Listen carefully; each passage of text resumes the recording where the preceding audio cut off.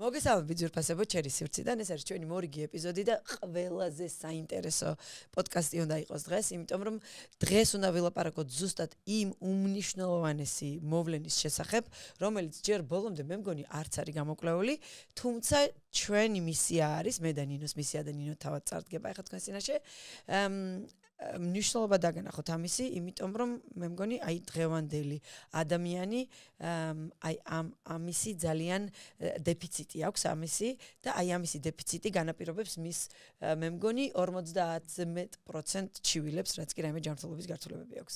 მოკლედ, ჩემი სტუმარი არის ნინო. დავუშვათ არ გიცნობს მაყურებელი, შენი გამოცდილება მოგვიყევი, შენი პროფესია, რასთან მუშაობ და სად მუშაობ? მივესალმები პირველ რიგში თქვენს მაყურებელს, დიდი მადლობა რომ მომიწვიეთ. ძალიან კმაყოფილი ვარ დღევანდელი ვიზიტით თქვენთან. მე ვარ ნინო გზირიშვილი, მე ვარ ნევროლოგი, ნეიროფიზიოლოგი. ვმუშაობ ამერიკული ჰოსპიტალ თბილისში, ეპილეფსიისა და ძილის დარღვევების მიმართულების ხელმძღვანელი ვარ და უკვე დაახლოებით 15 წელია ამ მიმართულებაში ვარ. რეზიდენტურა გავიარე თურქეთში, სტამბულში, ჯერახ-ფაშას უნივერსიტეტში, პარალელურად მაქვს ობზერვერშიპები, ასე ვთქვათ, UCL ჰოსპიტალში, ლონდონში, ასევე სტენფორდში, ამერიკაში და ძალიან დიდი როლი ითამაშა ასევე ჯეფერსონის უნივერსიტეტის ეპილეფსიის ცენტრმა და ძილის დარღვევების მიმართულებამ, ჩემზე რომ მე დღეს საკმაოდ მნიშვნელოვან მიმართულებას ვმართავ, როგორიც არის ეპილეფსიის პრექირურგიული დიაგნოსტიკა. როგორც მიხვდით, ჩემო ძვირფასებო, ჩვენი დღევანდელი თემა იქნება ძილი და აი მის შესახებ ყველაფერი. რა თქმა უნდა, ჩვენ ვისაუბრებთ ძილზე დღეს. მე მინდა რომ აი მართლა ძალიან გულისმინდა რომ გოგონებს განსაკუთრებით. დავანახოთ ძილის მნიშვნელობა. იქ შეიძლება ეხა პარასკევის შაბათი კლუბში გავიდეთ, გავერთოთ ძილი აგვერიოს, მაგრამ ყოველ შემთხვევაში აი ძილის ბანკი რაც არის აუცილებელი, აი საათობრივად როდის აუცილებელია საათი თუ როდის, ამაზე ვისაუბრო და ასე შემდეგ. მაგრამ პირველი კითხვა ჩემთვის არის რატომ გძინავს საერთოდ? ძალიან საინტერესოა. მოდით დავიწყოთ იმით, რომ ცოტა მიმოხილვას გავაკეთებ, რომ კაცობრიობის ისტორიაში ძილის შესწავლა ორ ეტაპად და ორ ხანად არის დაყოფილი. ეს არის ფილოსოფიურ მისტიკური და ეს არის სამეცნიერო მიმართულება. და ფილოსოფიურ მისტიკური მიმართულებიდან ჩვენ წელთაღრიცხვით, ძველი წელთაღრიცხვით მე-4 საუკუნიდან არის აღწერილი ტრაქტატებში, მაგალითად არისტოტელეს აქვს აღწერილი ძილის და ღვიძლის თანაფარდობა. ზოგადად რატო დგება ძილი და მას მიაჩნდა, რომ ძილი დაკავშირებული იყო სწორედ კვებასთან. ანუ კვებით გამოწვეული რაღაცა ორთქლი ადის ტვინში, წარმოიდგინეთ. და ეს განაპირობებდა ძილს. მაგალითად ჰიპოკრატე ფიქრობდა, რომ ძილი მაშინ დგება, როდესაც სისხლი გადაინაცვლებს ღრმად ორგანიზმში და ეს არის ძირითადი მიზეზი. ტვინი სარიელდება სისხლის. დიახ, აი წარმოიდგინეთ როგორი დამოკიდებულებები. და ეხა როგორ შეიცვალა ეს? 19 საუკუნიდან მიუდგნენ როგორც მეცნიერულად და სწორედ აღნიშნეს, რომ ძილი მის მერე რაც ანატომია შეისწავლეს, ნეიროანატომია, ნეიროფიზიოლოგია, ეს არის მთელი ცირკადული პროცესი ჩვენს ორგანიზმში, რომ ძილი ძალიან მნიშვნელოვანი პროცესი კი არა, ეს არის სასიცოცხლო დაუცილებელი პროცესი. ზოგადად ძილის განმარტება რა არის? კლინიკური თვალსაზრისით. ძილი ეს არის ორგანიზმის ფიზიოლოგიური მდგომარეობა, რომელიც ხასიათდება მეხსიერების დროებითი გამოთიშვით, ანუ კომუნიკაციის გაქრობა ხდება საზოგადოებასთან და ზოგადად სამყაროსთან და კუნთების პარალიზებით. მოდი ვთქვათ, კუნთების სისუსტით. აი ეს არის ძირითადი სხეულის პარალიზებით, ხო? პარალიზებას გეტყვით როდის ხდება? ანუ ყოველთვის პარალიზებული არ არის. ეს არის უკვე ფაზებზე რო გადავალთ, მე მინდა რომ ფაზებზე ველაპარაკო. აუცილებლად გადავალთ მაგაზე ჯერ. და შემდგომ პარალიზებული რატოა კუნთები, ამაზეც ვილაპარაკოთ.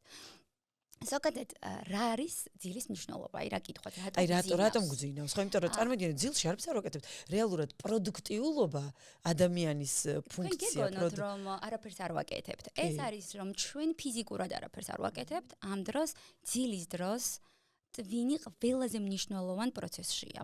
ყველაზე მნიშვნელოვანი ეს არის აღდგენითი პროცესი. რას გულისხმობს აღდგენითი პროცესი? ძილის დროს ხდება ცილის ბიოსინთეზი. ცილა ეს არის ერთადერთი მნიშვნელოვანი, ერთ-ერთი ყველაზე მნიშვნელოვანი საშენი მასალა, რომლის მეტაბოლიზმის დროს ხდება ATP-ის დაგროვება ჩვენს ორგანიზმში და უკვე რომ ვიღვიძებ, ATP ეს არის ენერგია. ეს არის ენერგია. აი როგორც მანქანისთვის ბენზინი, ასევე ჩვენთვის ეს არის ATP, რომელიც ხდება უჯრედულ დონეზე და ძალიან ბევრი ჭირდება ყველგან. თვალის დახამხამებაზე გჭირდება ATP-ის გამყვა. აზროვნება ეს ATP-ის გარეშე უბრალოდ როგორც მანქანა ვერ გაივლის, ხო? საწვავის გარეშე, ისე ჩვენ ვერ ვიაზროვნებთ, ვერ შევჭამთ, არანაირი ფუნქცია არ გვექნება. ანუ ძილში წარმოიქმნება ეს მხოლოდ ძილში, ანუ ცილების ბიოსინთეზი. რაც შეეხება აღდგენასთან მიმართებაში აქ ჩავშლი, რომ იმუნური სისტემის გაძლიერება ხდება მხოლოდ ძილში.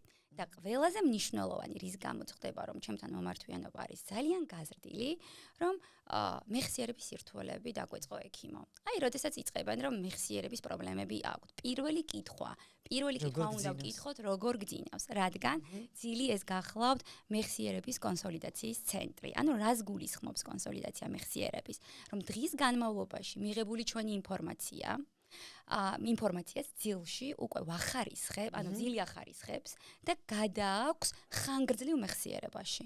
და როდესაც ძილის დეფიციტი ხდება, ღრმა ძილი არ დგება, ამაზე ვილაპარაკებთ, სურაფაზებისგან შედგება ზოგადად და შესაბამისად მეხსიერების სირთულეები იჩენს თავს. ეს რა თქმა უნდა ეს არ ხდება რომ ერთი და short memory-ში გადმოაქვს, ხო? მე როგორც ვიტყვი short-დან გადააქვს long term memory-ში. ანუ ხანგრძლივ ძილი როცა არ არის, რჩება იმ ხანმოკლე მეხსიერებაში. ანუ ძალიან უჭირთ დაუშვათ წინა დღით მიღებული ინფორმაციის გააზრება, გაანალიზება უკვე ეჩვენებათ რომ ალცჰაიმერის რისკში ქვეშ ხომ არ არიან, ანუ ასე ვთქვათ, მოსახლეობაში სკლეროზი. არა და უბრალოდ 2 საათამდე არ სხდო რომ დაიძინე 12-მდე. ნუ ეხლა ვილაპარაკებთ მოდით მექანიზმზე, ორი ძირითადი მექანიზმი მუშაობს ძილის დროს, ეს არის ცირკადული რიტმი.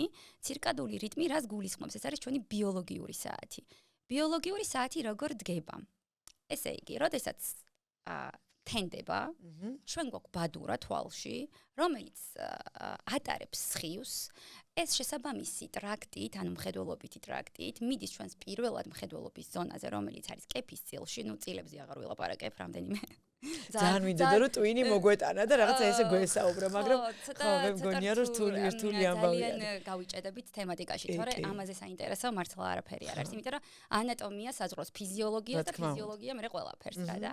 მოკლედ ეს ბადურა ატარებს ამ ჩვენს სხივ, ანუ თვითონ მზის სხივს, ანუ როცა თენდება, ატარებს ბადურა სხივს, მიდის პირველად ამ მხედველობის ცენტრზე და ხდება კორტიზოლის გამომუშავება ძალიან აქტიურად. თქვენ ალბათ იცით და გაგიგიათ რომ კორტიზოლი ეს არის სტრესის ჰორმონი და როდესაც არის დეპრესია და შფოთვა იწყებენ კორტიზოლის განსაზღვრას. კორტიზოლი ეს არ არის მარტო სტრესის ჰორმონი, ეს არის სწორედ ის ჰორმონი, რომელიც ჩვენ გვაძლევს ენერგეტიკას. ასე ATP პირველი აი ამას გააქტიურებს, რომ ჩვენ გავიღვიძოთ. ესე იგი, როგორც კი ვიღვიძებთ და კორტიზოლი იწევს მომატებას, ჩვენ გვიღვიძავს და შესაბამისად, რომ ღამდება და მზის სხივი აღარ არის, ხო? ამ დროს ჰიპოფიზი გამოიმუშავებს ჰორმონს, ძილის ჰორმონს მელატონინს.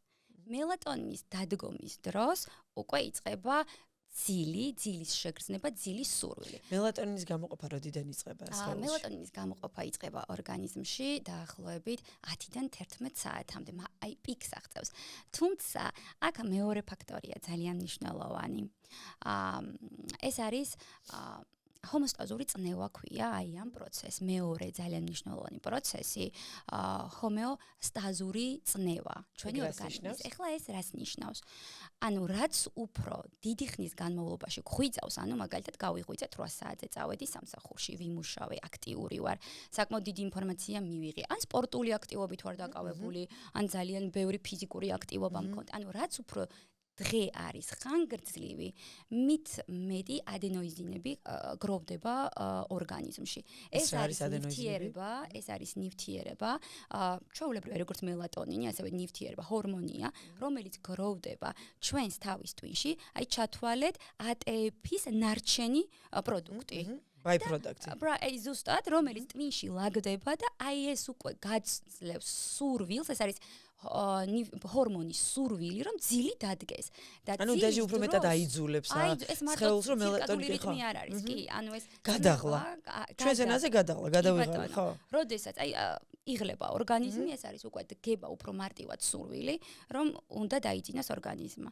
და აი ეს ტვინი ათავისუფლებს მერე ძილის დროს აი ამ ტოქსიური ნივთიერებებისგან და შესაბამისად მერე იწყება აი და ჩვენს რეალობაში რა ხდება ამას ებრძვის ადამიანი აი 9-დან 10 საათამდე აი მithვლემა რო იწყება ამას გებს ამას რო გადააგორებს მერე 2 საათამდე კარგად არის, მერე კიდე 2 საათზე ებრძვის ორგანიზმი, მაგასაც გადააგორებს. ცირკადული და ბიოლოგიური რიტმის გადალახა ყველა დამეთანხმებით. თუ ეს ფიზიოლოგიური საათი გადაულახეთ, მერე ჩაძინება ძალიან გვიჭირს. სწორედ იმიტომ გვიჭირს, რომ ჩვენ ვაიძულებთ ჩვენს რეცეპტორებს, აი ჩვენს აი ესე ვთქვა, წარმოიდგინეთ ხო ვთქვით რა არის მექანიზმი, ხო ძილის დატკომის. და სხეული მუდმივად ველაპარაკება და ვაიგნორებთ. კი ბატონო, ვაიძულებთ ამ გაჯეტებით, ამ ეკრანით, ამ ფერადი გამოსხივებით, რომ იყოს გაღვიძებული.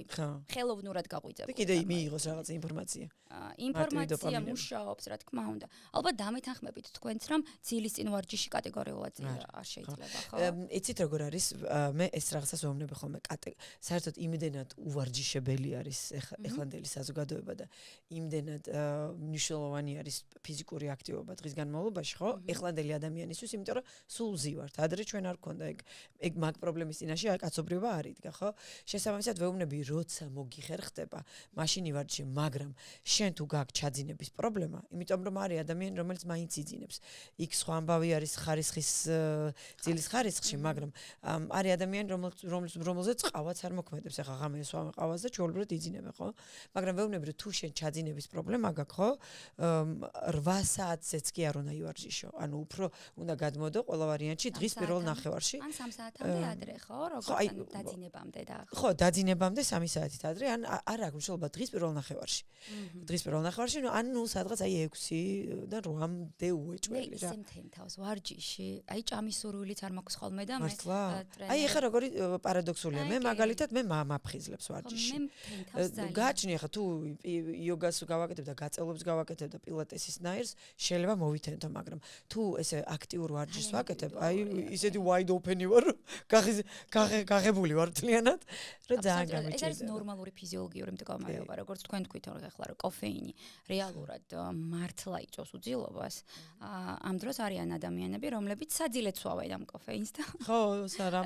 ნუ აი მამაჩემსაც დარღვევილი ეგ რეალურად ძილი, მაგრამ ყოველ შემთხვევაში იმის გამო არა აქვს, რომ კოფეინს დღეს რაღაცა 18 ვედრო ყავს. კი, ამის ახსნა არ არსებობს, ან ძალიან ბევრი მითია. სანამ ვიდეოს ყურებას გააგრძელებ, ძალიან მინდა გთხოვო, გამოიწერო არხი, დაალაიქო ვიდეო და გაუზიარო მეგობარს. ამით ძალიან დაეხმარები ჩვენს არხს განვითარებაში. მაგრამ ამას ვერ ამბობ. ნინო, მოდი ბარემ მივადგეთ ფაზებს და აი ეს ერთადერთი სანამ ფაზებს მივადგები, ანუ ცირკადული რიტმი, მოდი კიდევ კარგად განსაზღვროთ.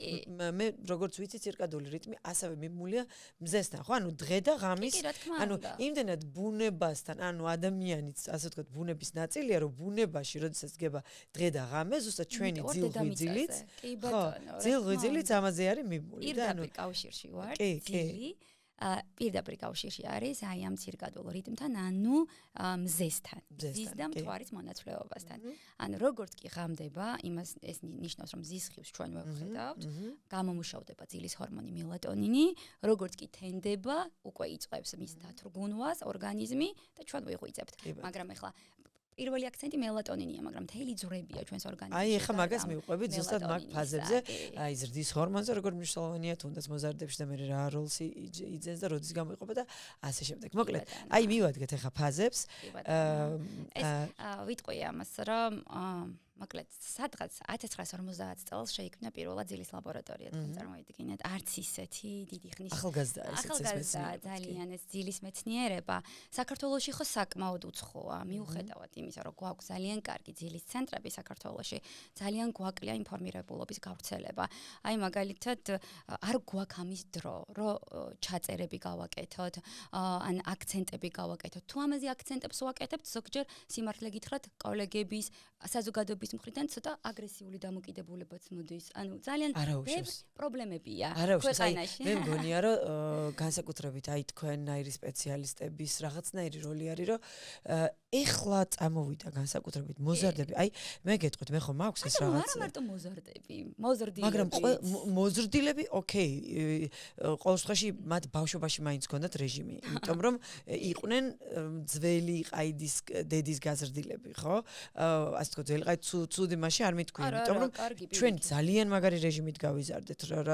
მე რო 9 საათ 10 ნახევარს გადამეცდინა, ანუ სერიოზული პრობლემა იყო ოჯახში, ანუ ოჯახში ყველა მიცოდა რომ ბავშვი იძინებს აი ამ დროს, ხო?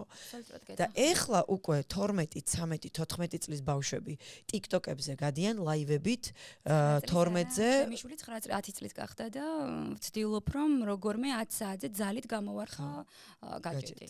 ძალიან სერიოზული პრობლემის წინაშე ვდგევართ. ეს არ არის რომ მცოდნი ადამიანი ყავს ოჯახში, ამას ვერავინ ვერ გაითვალისწინებს. ახსნაც ჯერჯერობით 10 წლის ბავშვისთვის საკმაოდ რთულია. ეს გამოსახულებათან, რომელიც არ მეტყველებს. აი ესეთ რაღაცებს უყურებენ. დარბის რაღაცა უცნაური გამოსახულება და ეს აცინებთ და ჩვენ კიდევ რეზინობანას ვთამაშობდით მაგ დროს და კლასობანას და მაგრამ აი ეხლა თქვენგა ცოტა კამე არა. გაგიკვირდათ. ხო, იმიტომ რომ არა ზოგადად ძალიან რთული მე ძალიან მესმის ყველა მშობელის, იმიტომ რომ რაღაც მომენტში გაგექცევა და всё, იქ თუ ერთი გაგექცა და მიგეშვა, ზუსტად ესე იყო ჩემი შვილის შემთხვევაშიც, მე ვცდილობ რომ ტელეფონი და ანუ ტელევიზორს ვაყურებინო და არა ტელეფონი მივცე, მაგრამ აი გაგვექცა ჭამის დროს. და всё, ჭამის დროს შეჯდა ბავშვი ტელევიზორზე. როცა პირველ რიგში ჭამის დროს არაფრით არ შეიძლება ტელევიზორს უყუროს, იმიტომ რომ ერთი რომ გაუთვისნობიერებელი ყვება, ანუ გემოს ვერ, ხო, ანუ ვერაფერს ვერ გზნობს რა. და აი მანდ გამექცა. ეს პრობლემა მე არ მქონია, მაგრამ მე მაქვს ეხლა აი პრობლემა ზუსტად აი ამ საათობრივ რეჟიმთან დაკავშირებით. მნიშვნელოვანია რომ დრო გამოვუყოთ და ეხლა დრო აქვს გამოყოფილი, მაგალითად შაბათ-კვირას 1 საათით, მაგრამ ეს დგება მაშინ, როცა ძილის წინ ხდება. ეს და რაც ყველაზე მეტად აღაგზნებს ბავშვს და ამაზე ვისაუბროთ მერე რა პრობლემები დგება დღის წესრიგში. მაშინ მოდი მივადგეთ ფაზებზე ვისაუბროთ. ძირითადად ორი მნიშვნელოვანი ეტაპია, ანუ იმის თქმა მინდოდა რომ ახალია ეს მიმართულება და ახლახანს ანუ სადღაც რამდენიმე წლებს ითვლის, რაც შესწავლილია ეს ფაზები. შედგება ორი ძირითადი სტადიისგან. ეს არის non-REM და REM სტადია. ანუ non-REM რო გავშალოთ, ეს არის აბრივიატურა შეგხვდება NREM-ი, ანუ non-rapid eye movement, ანუ არა თვალების სწრაფი მოძრაობის ფაზა და არის REM sleep, ანუ REM ძილი, ანუ rapid eye movement. Dream sleep-ს ეძახიან. ამას ეძახიან ძილის ფაზას, კი ბატონო. სიზმრის ფაზას ეძახიან, სიზმრის ფაზა არის, რა თქმა უნდა, REM ფაზა. ეხლა რაც შეეხება არას თვალების სწრაფი მოძრაობის, ანუ არასწრაფი მოძრაობის ფაზა თავის მხრივ 3 ეტაპად არის დაყოფილი. ანუ როდესაც იწყება ძილი, ანუ თვლემას ვეძახით, ეს არის პირველი სტადია. და ძალიან მნიშვნელოვანი ფაზაა რეალურად, სხვა ნევროლოგიური დაავადების თვალსაზრისით, შეიძლება კონკრეტულად ძილის დარღვევებისთვის არა, მაგრამ სხვა ერთ იმაზე უნდა შევთანხმდეთ, რომ ძილის ყველა ფაზა აბსოლუტურად მნიშვნელოვანი არის ადამიანისთვის. ძალიან მნიშვნელოვანი, ყველა ეტაპი უნდა გადალახოს. ზოგადად ძილი შედგება ციკლებისგან, ანუ თითო ციკლი 90 წუთისგან შედგება და დაახლოებით 4 ციკლს გავდივართ. მთელი ღამის განმავლობაში. მინიმუმ ანუ 8 საათი, 7-8 საათი ძილი არის. უეჭველი მინიმუმ 4 უნდა გავიაროთ, შეგვიძლია 5, 6, 7. როგორ არა, შესაძლებელია 5, 7, ეს ძალიან ბევრია. უკვე მე ჰიპერსომნია არის ეგ უკვე.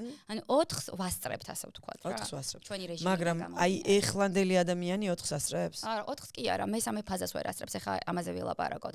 ანუ პირველი ფაზა, როგორც ვთქვი, ავხსენით, ეს არის თვლემა, რომელიც მერე გადადის მალევე მეორე ფაზაში, ამას ქვია შესაბამი იოლი, ასე ვთქვათ, მსუბუქი ძილი და ძალიან ლამაზად გამოიყურება ეს ჩვენი მსუბუქი ძილი. აი ძალიან ლამაზად ეს იმას ნიშნავს, რომ ამ დროს ვლინდება ძილის თითისტარები და კომპლექსები ნეიროფიზიოლოგიურად. თითისტარი რა არის? ძილის თითისტარები არის ესეთი ისლამაზად ძილის თითებზე დავიხედე.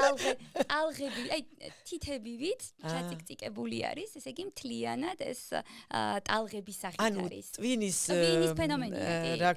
ელექტროენცეფალოგრამას კარდიოგრამას რო აკეთებთ ტვინის ეს არის. აი ამით ხვდებით, რომ პაციენტი არის ძილის მეორე ფაზაში. რასაც მოყვება უკვე ძილის მესამე ფაზა და ეს არის სწორედ ღრმა ძილი. ღრმა ძილის დროს ხდება ეს ჩვენი მეხსიერების კონსოლიდაცია. ანუ მეხსიერების, ასე ვთქვათ, გადალაგება. რა ვისწავლეთ, რა გავფილტროთ, რა დავიმახსოვროთ. აი მაგაზე ასაუბარი, რომ ეს 90 წუთიანი ხო ერთი ციკლი. ეს როდის დგება მესამე ფაზა, გააჩნია როდის იძინებს ჯერ ადამიანი, ხო? მაგრამ მეორე ფაზა ყველაზე ხანგრძლივია. ანუ პირველი ხანმოკლე შედარებით, მერე მეორე ფაზა უფრო ხანგრძლივია, რასაც მოყვება მერე ღრმა ძილი. ღრმა ძილს უკვე მოყვება REM ძილი. ანუ რაზეც ჩვენ უკვე ვისაუბრეთ, რომ REM ძილი ეს არის ჩვენი სიზმრის ფაზა.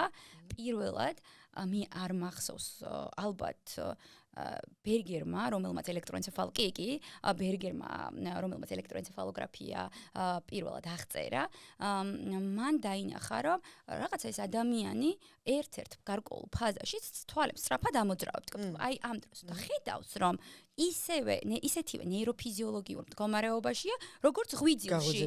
წარმოიდგინეთ, იგივე აქტიურია ტვინი, მაგრამ რას ხედავს? ხედავს, რომ კუნთები სრულიად ატონურია, ანუ ატონია, ანუ პარალიზებულია, ანუ საერთოდ უმოძრაოა. და რატო ხდება ეს?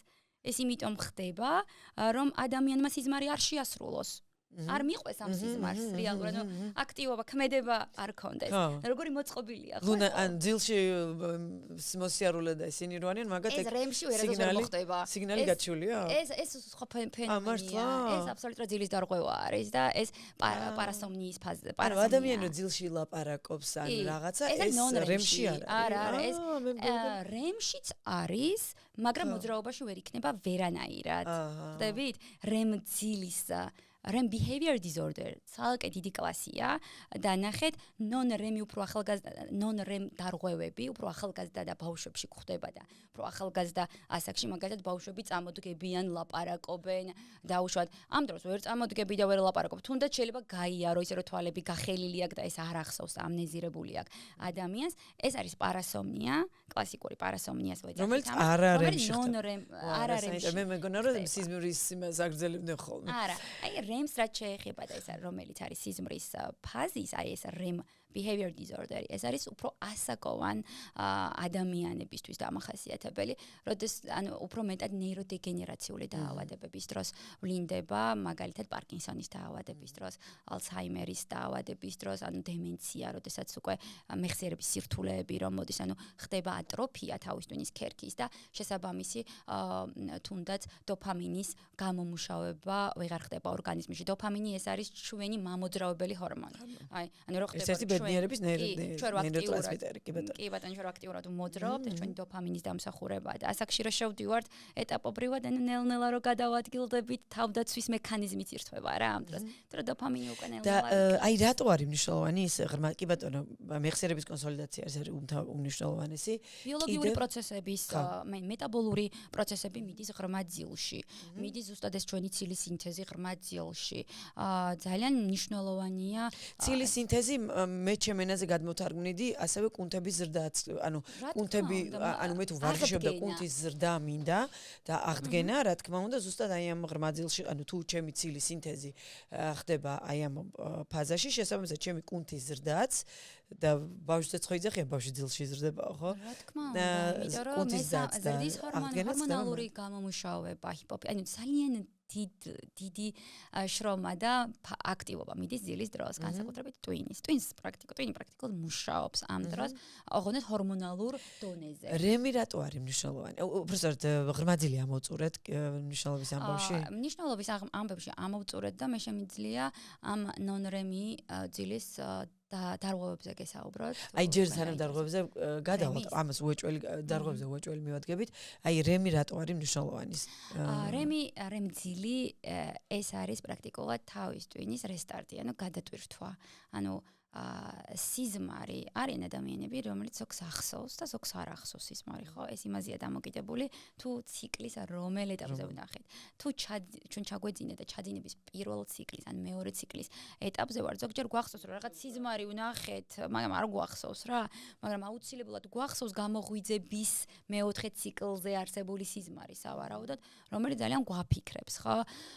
ის ფაქტორი, რომ რემი ეს არის ჩვენი ქვეცნობიერის, ასე ვთქვათ, ამსახველი ფაზა. და მე როგორც ვიცი, რემში ეს კრეატივი რო გქონდეს ზუსტად ადამიანს და გამოიმუშაოს, ზუსტად რემძილი არის ძალიან მნიშვნელოვანი. რემძილი ეს არის პრაქტიკულად შეჯამება აი ამ პირველი, მეორე, მესამე ნონ-რემძილის ფაზის. 25%-ია სულ ძილის, წარმოიდგინეთ ჯამში. მეტი არა, დანარჩენი არის ნონ-რემი.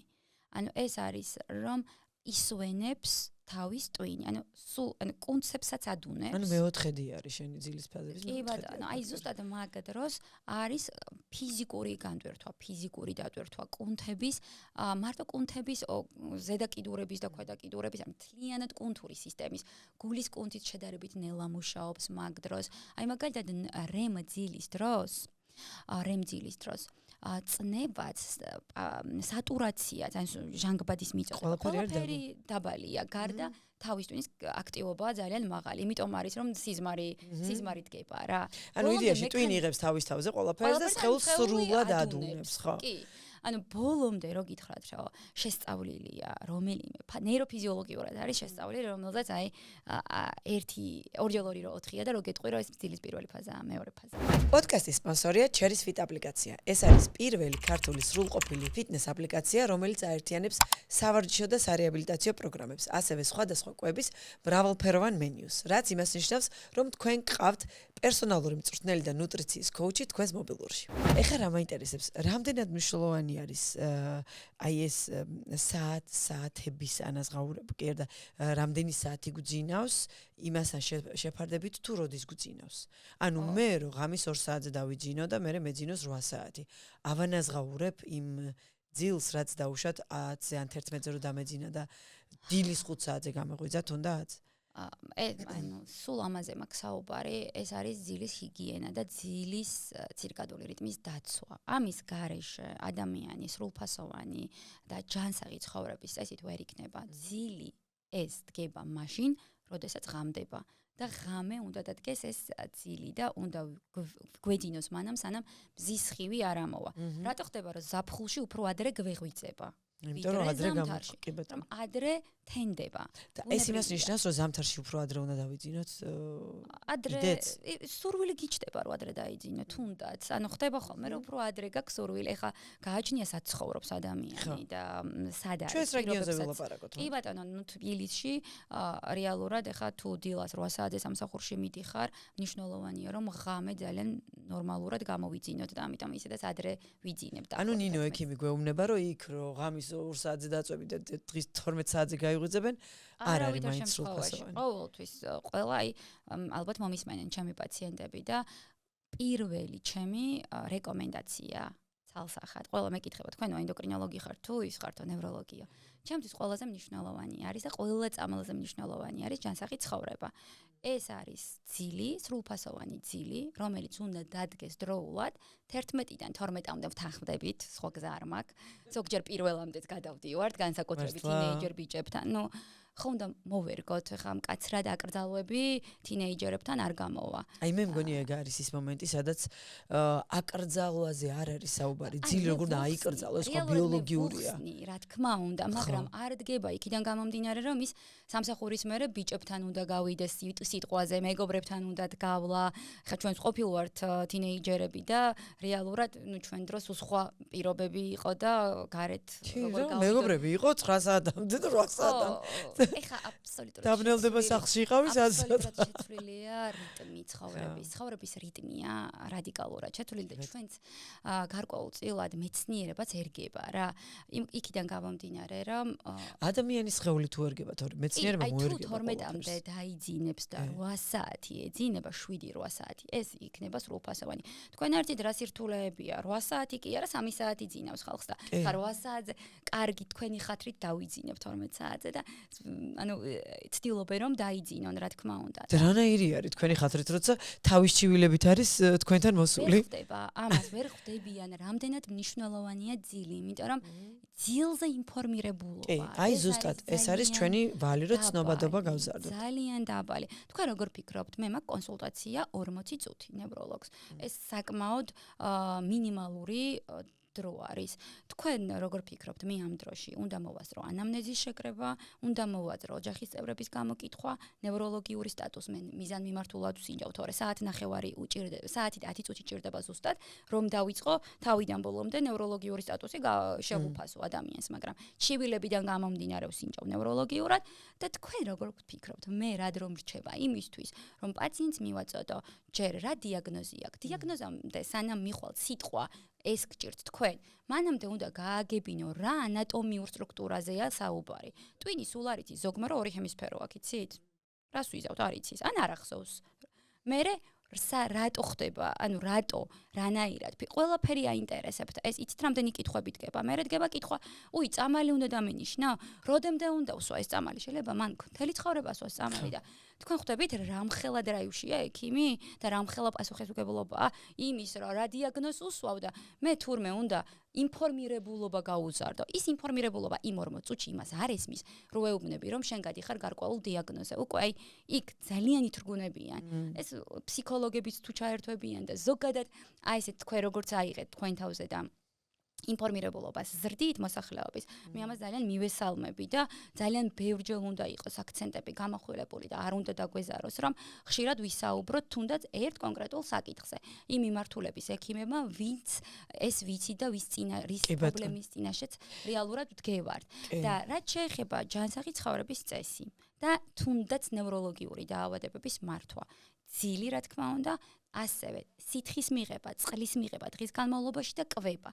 აი ამ სამი კომპონენტის გარეშე ფიზიკური აქტივობაც მიამატე გიხოცებინი იმათ. როგორ? ფიზიკური აქტივობაც მიამატე. ფიზიკური აქტივობა აუცილებელია, რა თქმა უნდა, თუმცა უკვე თქვენ ჩემზე კარგად იცით, რომ 60%, 40%-ზე უკვე გადანაწილდა.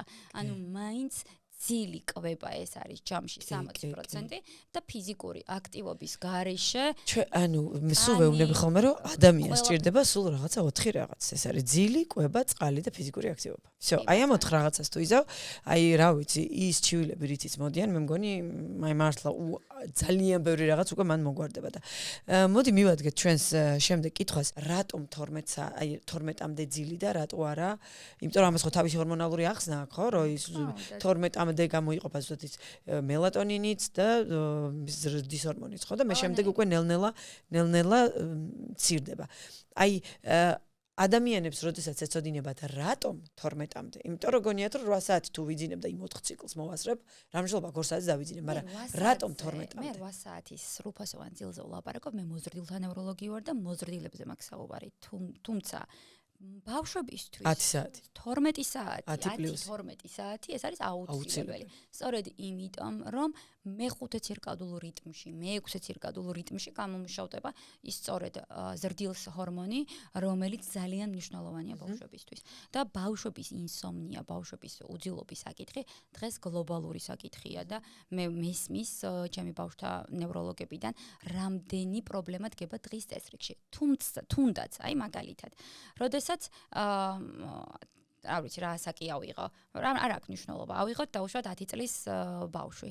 10 წლის ბავშვი, რომელიც ძალით დააძინეს დაუშვათ პირველ საათზე და პირველი შემთხვევა. ღამის პირველ საათზე არის. ძილში განუვითარდა რაღაცა მოძრაობითი დარღვევა, რაღაცა ყვირილი, ან წამოდგა, გაიქცა და დაწვა დაიძინა რეალურად. უკვე ეს იმდენად მნიშვნელოვანი ფაქტორია, რომ ვიწყებთ პირველ რიგში, მე პირდაპირ ხო არ დაიწყებ, უი, თქვენ ახლა ეპილეფსია გაქვთ, ან თქვენ პარასომნია გაქვთ. პირველ რიგში მშობლებს ვეუბნებით, რომ მშობლების პრობლემაც რეალურად დგას რა. ვეუბნებით, რომ უნდა აიკრძალოს აუცილებლად საძინებელ ოთახში ტელევიზორი, гаджеტები, მობილური ტელეფონი, თვითონ მშობლები აძლევენ მობილურ ტელეფონს თურმე, მე არ მაქვს ახლა ბავშვებთან შეხება და მათთან არ ვმუშაობ, მობილურ ტელეფონს რომ მოღონდეს გაერთონ, იყვნენ დაკავებულები და თვითონ სხვა საქმეს აკეთებენ, ანუ მშობლებმაც არ იციან რამდენად მნიშვნელოვანია ამ ბავშვებისთვის დროული ძილი. აი ამ ძილის წინ, აი ესეთი აქტიური ანუ ბადურის გაღიზიანება, თავისუფლის ქერქის აქტიური, ასე ვთქვათ, მუშაობა, რომ აი ესეთი როგორ შემოდის ხო კადრები, აი როგორ თამაშობს ეს ანიმაციები, საკმაოდ სტრესულია, ლიმბური სისტემა ირღვევა. ანუ რა არის ეს ლიმბური სისტემა? ჩვენი ემოციის ცენტრი. აქ არის ჰიპოკამპი, მეხსიერების ცენტრი, ამიგდალა, ეს არის ჩვენი შიშის ჰორმონი, შიშის ცენტრი. რომელიც ერთ წრედშია წარმოიდგინეთ და ეს რომ აღიგზნება და ბავშვი რო გვიანი ძინებს აი ამ ანუ გამოართვი დაიძინა უკვე აქვს პარასომნია. პარასომნია ეს არის ძილის დარღვევის ყველაზე აქტიური და ყველაზე ხშირი ფორმა, როდესაც ბავშვებში ვლინდება და როდესაც აი ესეთი დატვირთული დარღვეული ძილი აქვს ბავშვებს, ზრდის ჰორმონი იკლებს ქვეითდება ზრდის ჰორმონი. ანუ შეიძლება ეს აისახოს სიმაღლეზე. იმიტომ რომ აი ეხლა თქვენ რასაც ლაპარაკობ ბოდიში გაგაწყვეტინე. ამის მნიშვნელობას ვერ აღიქვავენ თუ არ გადაუთარგმნე რაზე აისახება ეს ბავშვზე.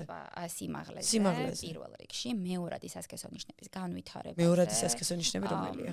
თუნდაც დაუშვათ ქალის და კაცის ფორმირება ხო ხდება რეალურად. ანუ ეს ხო ასაკთან მიმართებაში ჰორმონები განსაზღვრავს ამას. ანუ როდესაც ჰორმონალური სპექტრი იკლებს. ანუ კაცის შემთხვევაში სათესლე-ჯირკვალის და ასოს განვითარება, გოგონების შემთხვევაში საშო და საკურცხეების და ასე შემდეგ განვითარება. კერდის განვითარება. ანუ ამაზე აისახება. ყველაფერი ქვეითდება და ინფანტილური, ასე ვთქვათ, ან პირიქით ნაადრევი ჩამოყალიბება ხდება, ან ინფანტილური მიდგომებით ვლინდება ადამიანის სხეული. ანუ ძილი ძალიან მნიშვნელოვანი ან ფაქტორებიდან გამომდინარე. ნერვულ სისტემაზე როგორ აისახება ბავშვის ან ხედავ ბავშვის ხო? კი, ეს არის ემოცია, არა მარტო ბავშვზე, მოთმინების უნარი არა აქვს ბავშვებს, ისტერიკები ემართება ძალიან ხშირად ტანტრუმები. დიდი რისკია, ანუ ეს არის მეხსიერების გაფანტულობა, ანუ კონცენტრირება არ შეუძლიათ, დაჯდომა არ შეუძლიათ ერთ ადგილზე, რომ რეალურად დასწავლა 10 წუთზე მეც პრაქტიკულად ვერ გააჩერებ. ანუ ყველაფერი აი ეს პრობლემები, ხა მე არ მაქვს საუბარი იმაზე, რომ აუტისტურ სპექტრზე და აუტიზმზე. შეიძლება არც თulis დედა, რომ მას ძილის დარღვევა აქვს. როიცოდეთ, მაგრამ ამ ესეთ ჩივილებს რომ იწყებს და გეუბნება. უკვე ჩვენ ვეკითხებით, გადავდივართ ძილის ჰიგიენაზე. ვეკითხებით, როგორ სადინებელში ძინავს? აქვს თუ არა, არის თუ არა ნორმალური ტემპერატურა?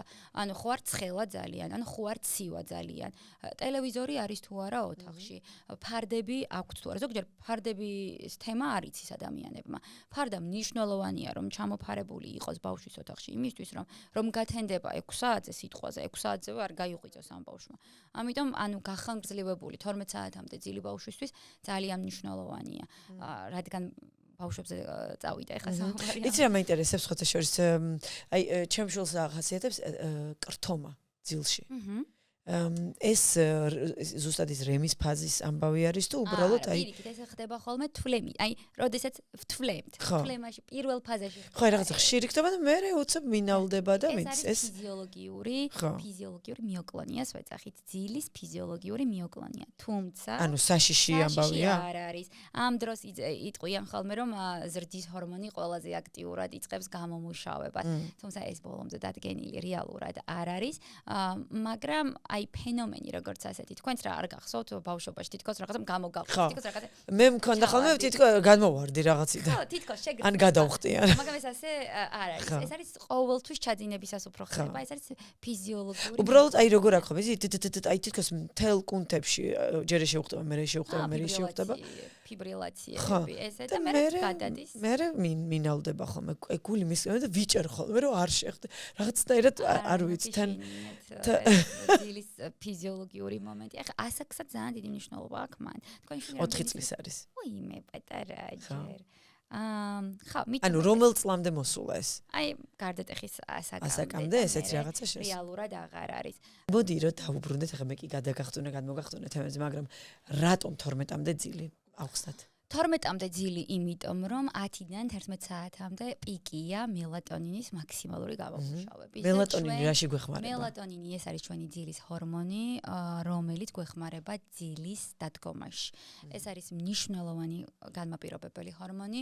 ამას უნდა ვეცადოთ, რომ გავაღრმავოთ ამის გამომუშავება იმით, რომ დაახლოებით დაძინებამდე 1 საათით ადრე ავკრძალოთ ანუ ასე ვთქვათ, гаджеტებთან კომუნიკაცია, ტელევიზორთან ჯდომა, მაგას წიგნი წავიკითხოთ, რაღაც ისეთი გავიაროთ, კომუნიკაციაში ვიყოთ ოჯახის წევრებთან, ვიდრე ეს რომელიც ასხივებს აი ამ ტექნიკასთან ვიყოთ ახლოს, რომ ეს უფრო აფხიზლებს. მე ასევე ვიცოდი, რომ რა ვიცი, ამდენი ხნის განმავლობაში თუ მაგას ვკითხულობდი რაღაც, რომ ანუ 10-დან ღამის 3 საათამდე გამოიყოფა ზრდის ჰორმონი და ყველაზე პიკი არის ღამის 12 საათზე, 12 პირველ საათზე რა. ეგეც ძილში, ხო, ძილში, ღრმა ძილში. კი ბატონო, ღრმა ძილში. ძილი როგორ უნდა დადგეს თუ რეალურად ჩვენ არ დავიძინეთ 10-დან 11 საათამდე, ხო? თუმცა ალბათ თქვენ იმას მეკითხებით, რატო გადავიტანეთ და ვერგები 12 საათამდე ან პირველ საათამდე რო ვეუბნები. ანუ ზრდის ჰორმონი ყველა ცირკადულ მესამე ფაზაში გამომუშავდება რა. ანუ ეს ხომ რამდენიმე ციკლისგან შედგება. რეალურად ეს ყოველდღე არ ხდება, რომ პირველ საათზე დაიძინოს იმ ადამიანმა. ხო. ეს იმას ეს არის იშვიათად, როგორც ალკოჰოლის გავლენა, ეხა ძილს. ალკოჰოლზე აუცილებლად უნდა მივიდეთ ჩვენ. ხო, ეს ხო ძალიან სერიოზული გავლენაა.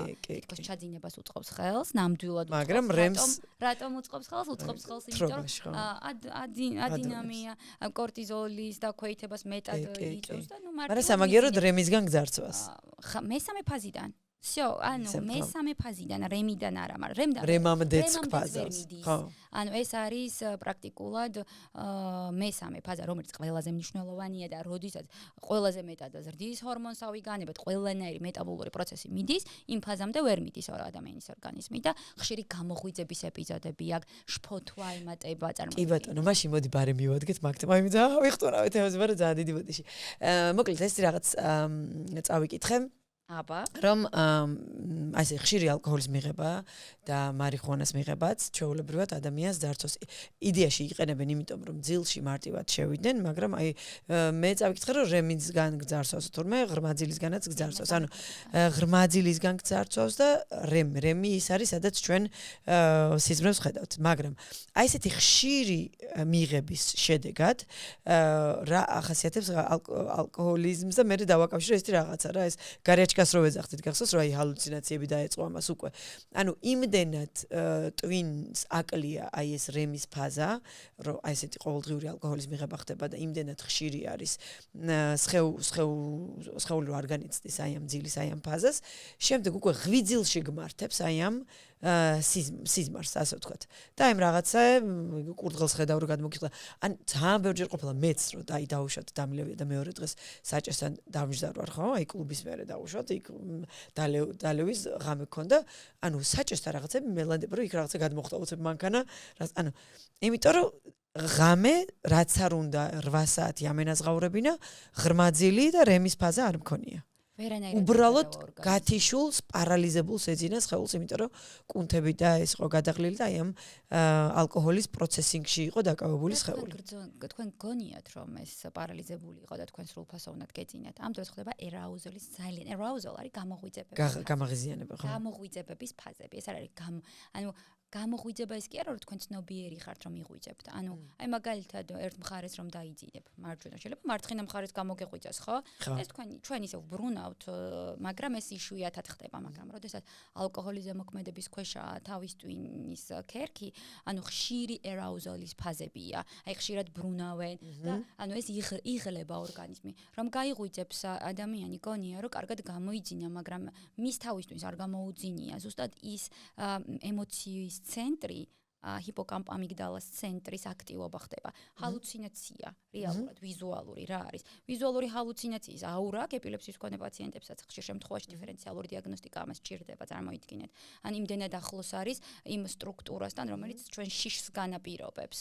აი ზუსტად ანუ ღვიძილში გემართება მე აი ეს პანიკური ან ჰალუცინაციები ან ემოციური ცენტრი ღიზიანდება, ემოციური ცენტრის გადახლა და გადაძაბვა ხდება ზუსტად კანაბიონის მოხმარების დროს, ნარკოტიკული ნივთიერებების მოხმარების დროს. ყველაზე დიდი პრობლემა ეს არის ძილის პრობლემა. მომართვიანობა ძალიან დიდია ნარკოდამოკიდებული პაციენტების, მაგრამ მე ფიზიკურად იქ ვერ ვერთვები, იმიტომ რომ იქ თუ არ დაალაგა ნარკოლოგმა ეს ამ პაციენტის მავნე ჩვევები, მე ძილს ვერანაირად ვერ დაულაგებ. ნახეთ უძილობა, ინსომნია, აი ყველაზე აქტუალური პრობლემა, რის გამოც მოდიან ექიმთან, რომ მე მაქვს უძილობა, ქრონიკულია და მწვავე რა. თუ მწვავეს ვთვლით, როცა ორ თვემდია ძირითადად ეს უძილობა და ქრონიკულია, როდესაც წლები 2 თვე და მეტი გრძელდება. და მოდიან რადგან ძილის დეპარტამენტია, გონიოთ რომ მე ყველა მიმართულება შემიძლია ვმართო. ამ დროს ეს ასე არ არის. უძილობის ყველაზე დიდი რისკ ფაქტორი ხშირ შემთხვევაში ეს არის შფოთვა, ემოციური ლაბილობა და ის ფსიქიატრიული პრობლემები, რომელიც უნდა მართოს ფსიქიატრმა. და აქ ფსიქიატრის ჩართულობა ძალიან მნიშვნელოვანია. ეს არ არის აუცილებელი შიზოფრენია ქონდეს ადამიანს, ან მწვავე ფსიქოზი, ხო? ამიტომ დიფერენციალურ დიაგნოსტიკას და ფსიქიატრი რთავს უკვე ნარკოლოგს. მაგრამ აქ ძალიან დიდი დილემის წინაშე ვდგევართ. ნარკოლოგის ჩართვა არავის არ უნდა. იმიტომ რომ ძალიან კომფორტულ ზონაში არიან ეს ჩვენი ახალგაზრდები, როდესაც მარიხუანას მოიხმარენ. რას გულისხმობ? ან მოწონთ. კარგად გრძნობენ იმ ფაზაში თავს და მერე პოსტ რომ ეს იწვევს უძილობას, აგრესიას, გაღიზიანებას, დეპრესიას, სუიციდალურ ფიქრებს, აზრებს, ძალიან მდგომარეობამდე. იქიდან გამომდინარე რომ მუდმივ მოხმარებაში არიან, ეგ ფაზა ხო არ დგება? მუდმივად მოიხმარენ პრაქტიკულად. ხო და მაგას ვამბობ, სულ დაბოლილები არიან. შესაბამისად მაგას ვერ გრძნობენ, აი ეს ფოტოას. როგორ ვერ გრძნობენ, ძალიან კარგად გრძნობენ. ანუ ნახეთ, ემოციის მართვა აღარ შეუძლიათ ამ უძილობით მოდიან იდეაში რა, რომ მე მაქვს უძილობა. და ძილი ეს არის ერთ-ერთი მნიშვნელოვანი ფაქტორი ჩვენი ემოციური ბალანსირების შენარჩუნების რა. და წარმოიდგინეთ, ესენი ხო ათენებენ ღამეს თან პლუს, იძინებენ დილას ეს ამდენი ხმარო. ჯერ მარტო თავი გავანებოთ. მაგრამ მე ვიცი რომ ანუ ეწევიან რომ დაიძინონ. კი, ჩაძინება, მე ვიძინებად. ეძახა მე ეღვიძება? ქცევა როგორი არის აი მარიხუანას მომხმარებლის, ანუ დაიძინებს ამოწევით. ჩვეულებრივ იძინებს, მაგრამ ძილის ფაზები არ დგება ნორმალურად. მაგრამ მთელი ღამე ძინავს, ანუ იმას გონია რომ ძინავს. ვერანაირად ხშირი გამოღვიძების პერიოდები აქვს. ამას ვამბობ, რომ ხშირად მე უკან შებრუნება უჭირს, ხო? კი, მე ადგება და კიდევ ეწევა, რომ დაიძინოს. წარმოიდგინეთ, რამხელა გავლენა აქვს აი ამ ნარკოტიკულ საშუალებას ამ ორგანიზმს. ეხა ესეთი კითხვა გამიჩნდა. ყველას ეგეთი ბედიელის, ასე ვთქვათ, ანუ მარიხუანას მომხმარებელს. ბედიელის თითქმის, აი 80%-ს და რატოა მნიშვნელოვანი საერთოდ აი ამაზე გავამახვილოთ ყურადღება, რატოა მნიშვნელოვანი ძილი. შეიძლება გამოიწვიოს ყველაზე სერიოზული პრობლემა, რაც არის მეხსიერების პრობლემები უკვე ასაკში, განსაკუთრებით 40 წლის ზემოთ უკვე ამას გრძნობენ. 15 წლის დაწყებული რო აქვთ მარიხუანას მოწევა, არიან 42-43 წლის ჩემი პაციენტები, რომლებიც ამბობენ, რომ მე ვიცი ეს რისი ბრალია, ეს არის ჩემი ხანგრძლივი მარიხუანას მოხმარების, მაგრამ ამის გადაგდება მსურს და ნელ-ნელა ვაპირებ ამის შემცირებას. ეს არის ამის გავლენა და გთხოვთ დამეხმარეთ, რომ ძილი მოვაწესრიგოთ. აი ამ ხალხს ნამდვილად ვეხმარები, რომ ამბობს, რომ მე მარიხუანას აღარ მოვწევ რეალურად. მაგრამ ისიც კარგად იცის ამ ადამიანმა, რომ მეორედ ვეღარ მოვა ჩემთან კონსულტაციაზე, თუ ეს არ შეასრულა. აზრი არ აქვს, ანუ ჩემს ჩართვას რა. ეხლა მე დავუნიშნო ანტიდეპრესანტი, ანტიდეპრესანტები ინიშნება ეს პრეპარატები ძირითადად, რომელიც ამ დეპრესიას, შფოთვას, ძილს მოაწესრიგებს, ხო? მაგრამ რა აზრი აქვს, მან თუ კიდევ მოწია, ხო? ანუ ხვდებით როგორი ორი უკიდურესობის მდგომარეობაში ვართ. ამას ძალიან დიდი მნიშვნელობა აქვს. ისე მეტესებს 15 წლიდან 40 წლამდე ვერაფერი ვერ იგრძნო ამ ადამიანმა, რომ ანუ ცოტა გვიან ხوار გამოფხიზლა. ძალიან რთული კონტინგენტი არის და აი ისეთი ადამიანი შეიძლება ვერც მიხვდებით, აი ვერც ვიზუალობთ საქმიანობით. აი ისე გული მткиვა და ისე რაღაცნაირად აი მართლა შიგნიდან წყდება ხოლმე ყველაფერი, იმიტომ რომ არ არის ეგ მომენტი ჩემთვის ძალიან შორებელი, ჩვენთან ოჯახშიც ყოფილა ესე გარშემოცვაში, სადაც აი იმდენად მოქმედებს ეგ და იმდენად ჩემთვის აი არ ვიცი წარმოუდგენელი არის ეს, რომ იცი რომ აი ესეთ რაღაცას უკეთებს ადამიანს, მაგრამ ადამიანი თითქოს გამიზნულად იქიდან გამომდინარე რომ აი საჩემებული აქვს, რომ ძალიან კარგი ჩაძინების წყაროა, ძალიან კარგად მადუნებს.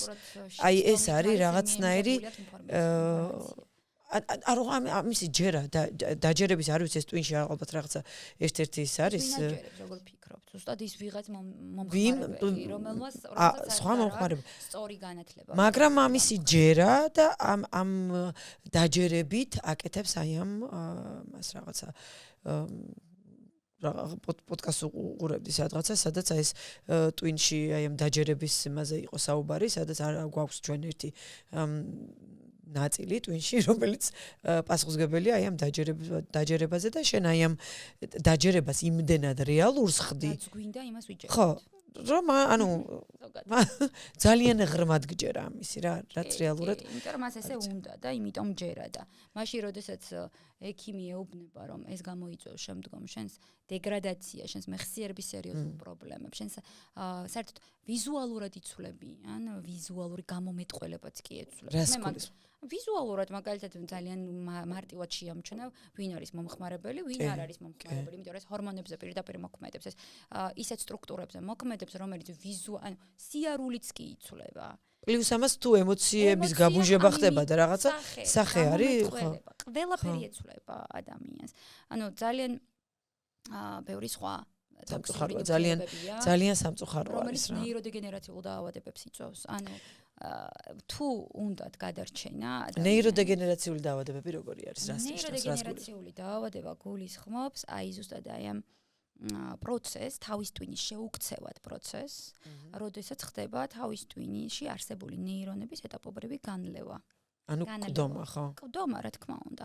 და ეს ანუ ეს რას ნიშნავს? დემენციას, ანუ ფრონტოტემპორალური შუბლსაფეთქლის დემენცია გააჩნია, რომელი დააზიანა, რომელიც ეგ რომელი არის ფრონტოტემპორა რაღაცა? შუბლი, საფეთქლის წილი. და სხვადასხვა გამოვლინებები აქვს? აბსოლუტურად სხვადასხვა ფუნქცია აქვს შუბლს, სხვა ფუნქცია აქვს საფეთქელს. ანუ რას შვები? ანუ აი დემენციის შემთხვევაში რა შვებიან ეგენი? აი დემენცია მაგალითად, ავიღოთ დემენცია. როდესაც საუბარი არის რომ აი მაგალითად მოდის პაციენტი და მეუბნება რომ ჩემს მამას, ან მოყავს პაციენტი, მამა ჩემს ბოლო პერიოდში და შეეცვალა ქცევა. მაგალითად დედის მიმართ, რომელიც არის 80 წლის დედა, გახდა ეჭვიანი. ანუ მის მიმართ ეს დემენციური მამა მაგალითად, ან შეეცვალა კვების მანერა, რომ ჭამდა მამა დანა ჩანგლით და ეხლა ხელებით იწყებს ჭამას. მე მყავს ჩემს ახლობელს დედა გაუხდა აგრესიული შვილის მიმართ. აკვიატებები, ხო? ეს უკვე არის შუბლის სიმპტომატიკა წამყვანი, ანუ შუბლი ჩვენს ემოციურ ფაქტორებს ძალიან მკვეთრად განაპირობებს. მაგრამ ერთი ადამიანის მიმართ. კონკრეტულად შეიძლება ან ერთი, ან შეიძლება სხვა, შეიძლება გარე პირის საერთოდ და ეს ახასიათებს შუბლის მიერ დემენციას. შუბლის მიერ და შუბლის ძირითადად შუბლის სიმპტომატიკაა წამყვანი. აი ამ დროს, აი მქცევითი ფსიქიკური პრობლემები და საფეთქელის შემთხვევაში? საფეთქლის დემენციის შემთხვევაში აქ არის აი აღქმის პრობლემა. აი მაგალითად დაავიწყდა სად დადო, ან გაზზე დადგა საჭმელი და დაწვა და ანუ უფრო მეხსიერების ჩავარდნის ეპიზოდებია რა გამოხატული. ანუ მარიხუანას მომხმარებელი არის თუ არა მაგრისკის წინაშე? მარტო მარიხუანას მომხმარების არა და ტოქსიური ნივთიერებების. ვისაც ქრონიკული ძილის დარღვევა აქვს, ამის რისკის ქვეშ არის. ჩვეულებრივი ადამიანიც კი, რომელსაც გონია, რომ ღამის 2 საათზე დაიძინებს და 2 საათამდე ყავას სვავს და სიგარეტს ეწევა, იმიტომ რომ ესე უნდა და მე ბუვარ გაგებით ასე აღნიშნავს. აი მაგაზეც უნდა კითხო, ტოროლა და ღამურა. ხო, ანუ ამას აღნიშნავს და აი ამას მე შემიცვლით ქალბატონო 60 წლის ქალბატონი რომ ამაკას მეუბნება, ეს არის მე დამირეკი უთხარი. აი შუბლის დემენცია რო გეკრება, მე გაგახსენებ ტოროლას. ის ქვეშ დგას ყველა ადამიანი, ვისაც ძილი აქვს დარღვეული. მე მესმის ის ფაქტორი, რომ 40 წლამდე ქალბატონებში ძილი მეტად მოწესრიგებულია, ვიდრე 40 წლის ზემოთ, როდესაც ვერცხლის ფაზაში შევდივართ სიტყვაზე. მართლა მე პირიქით მგონია. ანუ რაც უფრო ხანდაზმულობაში შევდივართ, მით მოკლდება ჩვენი ძილის ფაზები. ანუ ყველაზე მეტად გერინტოლოგიური მიმართულებები ცალკე ამ ძილის დარღვევებზე ძალიან აქტიურად მუშაობენ, იმიტომ რომ მედიკამენტი, რომელიც შეიძლება 40 წლის ასაკში და 50 წლის ასაკში დაანიშნო, ის 70-80 წლის ასაკში ადამიანს ვერ დაუნიშნა. ნახეთ, გერინტოლოგია ეს არის მეცნიერება, მიმართულება, რომელიც მოხუცებზე კონკრეტულად აქცენტირებას აკეთებს, იქ არის ნევროლოგია, ენდოკრინოლოგია და ასე შემდეგ. და ნეირორადიოლოგია და აქ უკვე სხვა მიმართული. ანუ არანაირად არ შეიძლება 40 წლის მერე ჩვენ აი ეს ფაზები შევინარჩუნოთ, რაც ახალგაზრდობაში ქონდა. ზუსტად იმით შესაძლებელია, რომ ჩვენი ცხოვრების მედიკამენტის გარეშე. რა თქმა უნდა, ჩვენი ცხოვრების მედიკამენტი დღესდღეობით უკვე ისე მიდის მედიცინა, რომ ერთ მედიკამენტთან ერთად თუ არ ჩართე ეს ჯანსაღი ცხოვრების წესი, ეს მედიკამენტი ვერ მუშაობს. ვერანაირად ვერ მუშაობს. ძალიან მნიშვნელოვანი თერაპია, არტ თერაპია, ზრავს გულისხმობ, არ არის მარტო არტ თერაპია, მუსიკალური თერაპია. თერაპია თუნდაც ზუმბა, ცეკვითი მოძრაობა, თან მოძრაობ, თან გესმის, თუ ქსიამოვნებს, ზოგს ისეთი დეპრესია აქვს, რომ აუ, რა ზუმბა და რა ცეკვა და არა, ვის უნდა იპოვოს თავისი ის კაცო, ჩემი დაკალი ხატავს მაგალითად. კი ბატონო, ამაზე მნიშვნელოვანი თერაპიული მომენტი როა, ზოგადად საქართველოში არ არსებობს CBT, sleep therapy რა წარმოიდგინეთ მე ეხლა ახალგაზრდები რომ მოდიან ყველას ვახვეწები CBT კოგნიტური behavioral თერაპია ოღონდ კოგნიტური ქცევითი თერაპია ხო კოგნიტური ქცევითი თერაპია ოღონდ ძილის ვა რა საინტერესოა როგორ ხდება ანუ დავალებებს გაძლევენ რომ შენ დღეს აი იმიტომ რომ CBT ხო მაგით არის ცნობილი რომ არის ძალიან გაზომვადი ფსიქოლოგიაში მიმართულება რომელიც დაფუძნებულია დავალებებზე ტიპმა დავალებამ ანუ აქაც დავალებების თემა მაგრამ სულ სხვა ანუ უფრო ჩაღრმავებულია ძილთან მიმართებაში. აი მაგალითად რო აქვს ძილის დარღვევა, რა არის ის გარემოება, ის პრინციპი, რომ დაუშვათ არ იძინებს. ზოგი არის ადამიანი და გეუბნება, რომ არა, განა ის რომ მე მობილური მიჭირავს ხელში, განა ის ფაქტორი რომ მე რაღაცაზე ვინერვიულე. უბრალოდ არ მეძინება რა, აი წვები ლოგინში და არ მეძინება. და რა აი მაგ დროს რა ხდება? აი ამ დროს უნდა ჩაერთოს ფსიქოლოგი. ანუ ადამიანი ხო არ არის საკუთარი თავის მტერი რეალურად ნორმალურ ადამიანზე მაგ ხა ლაპარაკი, რომელსაც ქრონიკული ინსომნია აქვს. ანუ არ შეუძლია ჩაძინება. ჩემი მეგობარია, რომელსაც ეს ქრონიკული ინსომნია აქვს და სეზონურად. აი ზამთრისკენ ეწყება უფრო ეს დეპრესიული მომენტი და შესაბამისად ინსომნიაც. ამას ძალიან დიდი მნიშვნელობა აქვს, რომ ზამთარში ზოგადად მატულობს დეპრესიული ფონი. იმიტომ რომ ზისხივები შედარებით ისე ვერ აღწევს, როგორც ნაკლებია. რა არის მათ გამოსავალი? აქ ყოველთვის გაგიკვირდებათ და მე ყოველთვის ვრჩევ ხოლმე, რომ კი ვერთვები, იმიტომ მოდის რომ ეს სეროტონინი აუციო ადამიანს და მე ხა ეს სეროტონინი პირველ რიგში ეს არის ფიზიკური აქტივობა, აუცილებლად ან ცურვა, ან იოგა, ან რაიმე, თუნდაც სოციუმში ვარ, მე სახში ვარჯიშობ, მე წინააღმდეგი ვარ სახში ვარჯიშის ზუსტად იმიტომ, რომ აი ამ გარემო ფაქტორს ანტიდეპრესანტული გავლენა აქვს რა. ძალიან მნიშვნელოვანია. ჩემ მარათონებს ეს არ ეხებათ, გოგოებო, ჩვენ კარგად. ეს როდესაც სხვა ფონი არის უძილობა და ასე შემდეგ. დეპრესიულ გავლენაზე. ის გარემო უნდა შექმნას, რადგან ვილაპარაკეთ, რომ ამ შემთხვევაში ინიშნება ერთი ანტიდეპრესანტი და ამ მარტო ერთ ანტიდეპრესანტის იმედზე ვერ იქნება ეს ადამიანი. ამას სჭირდება სოციალური მხარდაჭერა. ანუ მაგალითად, თუ ეს დეპრესია არ არის განპირობებული მადეპრესირებელი ფაქტორებით, როგორიც არის ოჯახური პრობლემები. ხო, არ არის, მოდი ვთქვათ, რომ არ არის. ხო, თუ ეს 100 არ არის, თუ მას არ აქვს ფიზიკური აქტივობა, ვრთავთ ფიზიკურ აქტივობაში. ვრთავთ ანუ ფსიქოლოგი, რომელიც სწორედ უნდა არჩიოს. არის დეპრესიის ის მომენტები რეალურად, ეხა თქვენ ამ შემთხვევაში ამბობთ, რომ ეს არ არის, ანუ უბრალოდ ეწყება ზამთარში დეპრესია ამ ადამიანს. ამ დროს ენდოკრინოლოგსაც ვრთავთ. ასაკს ძალიან დიდი მნიშვნელობა აქვს, სქესს ძალიან დიდი მნიშვნელობა. ქალებში ძალიან ხშირია უფრო მეტად ეს სეზონური დეპრესია, იმიტომ რომ ჰორმონალური სპექტრი ირღვევა ამ შემთხვევაში. ამ დროს ძალიან მნიშვნელოვანია ენდოკრინოლოგის ჩართულობა, იმიტომ რომ იქ მოხდეს შესწავლა მენსტრუალური ციკლის ფაზების სიტყვაზე, ასევე ამ ფაზებთან მიმართებაში ხო არ შეეცვალა სიმპტომატიკა, თავის ტკივილები ხომ არ წამოვიდა, თუნდაც ამ დეპრესიის ფონზე. ანუ ძალიან ბევრი ფაქტორია შესასწავლი, თუნდაც ძილი ხო არ ერღვევა, ძილის დარღვევის გამო ხო არ დაიწყო რო აქვს დეპრესიული ფონი.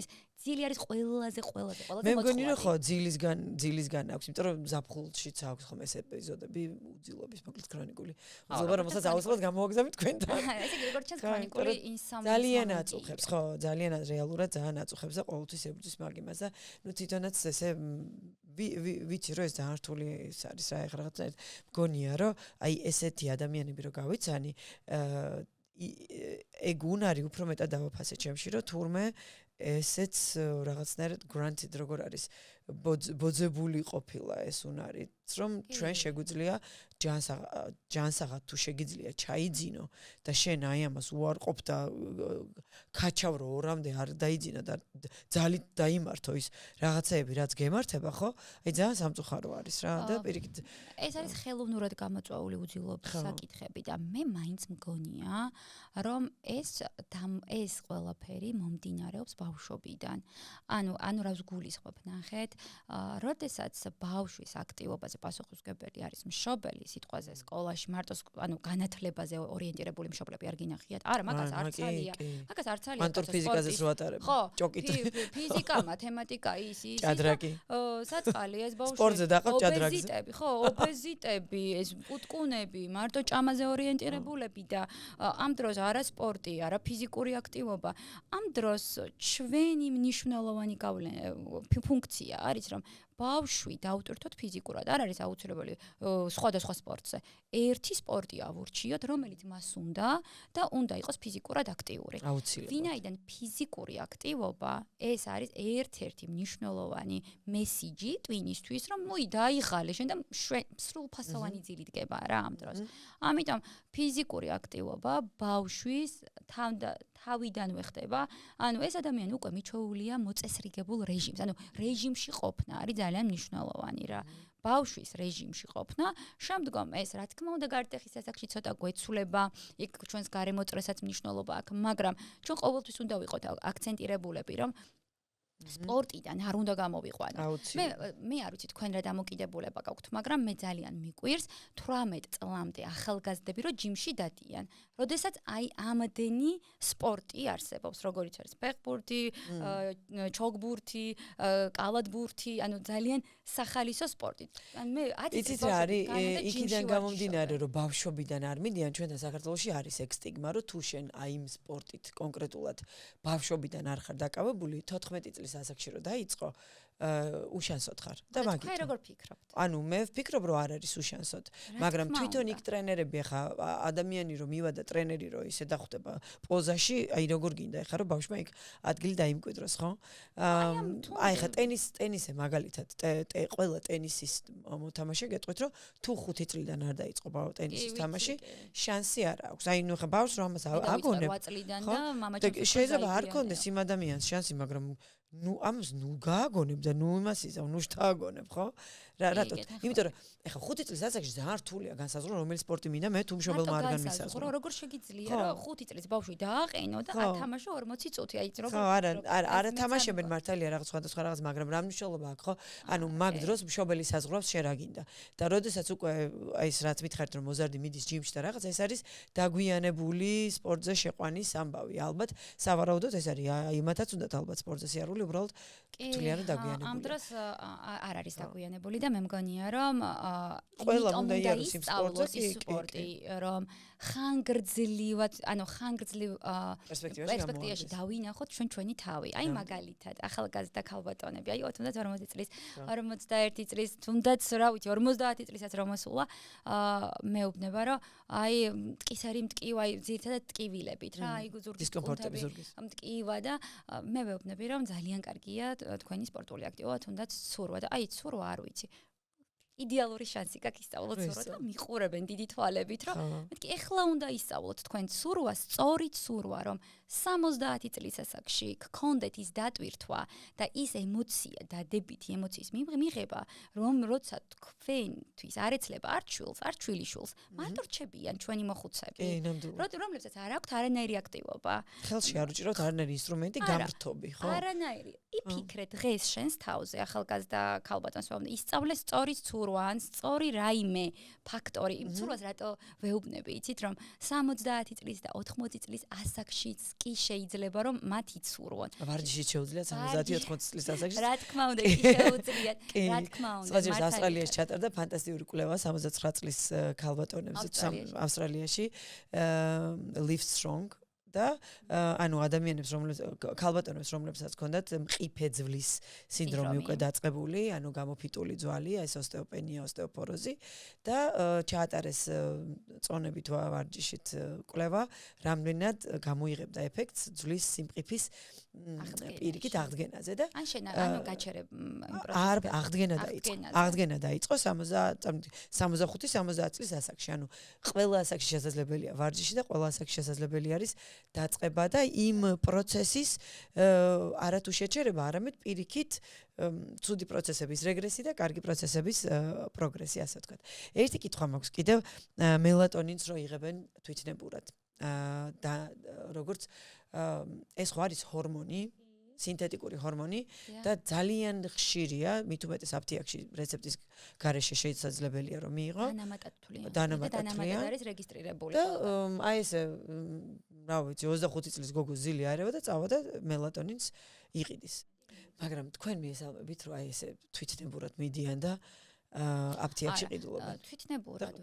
თვითნებურად არც ერთი მედიკამენტის დანიშვნას არ მივესალმები, მათ შორის არც იბუპროფენის, არც ანტიბიოტიკის და არანაირი მედიკამენტის. ეს კიდე ცალკე ეს არის ფენომენია. ანტიბიოტიკებს რო იყრიან ვირუსებს. საერთოდ რა დამოკიდებულება გვაქვს ქვეყანაში, ეს ცალკე ნამდვილად ძალიან ცუდი, იმიტომ არის იქ ნაადრევის სმენის პრობლემები იწყება და ძალიან ბევრი სხვა გვერდითი ეფექტი აქვს და იმუნოსუპრესია და ზუსტად ისინი სვავენ უფრო მეტ ანტიბიოტიკებს, ვინც თვითნებურად სვავს ამ ანტიბიოტიკებს. და შესაბამისად ეს მელატონინი, როდესაც ესეთი მწვავე ეს არის აი თუნდაც ქიმიოთერაპიის ან რაღაც ესეთი პაციენტები, რომლებსაც მედიკამენტი დაერღვა, ძილი ვიწყებ მელატონინი და ყველა აი მაგ შემთხვევებზე არ ვსაუბრობ. აი ჩვეულებრივი ადამიანები, გოგონები რო გადაწყვეტენ, რომ აი რაღაც ერთი-ორი დაერღვა და მიდიან თვითნებურად არც ერთი მედიკამენტი რას რისკებთან არის ეს დაკავშირებული თვითნებურად? რისკი ის არის, რომ შესაძლებელია, რომ აი თუნდაც რაც თქვენ დაგემართათ,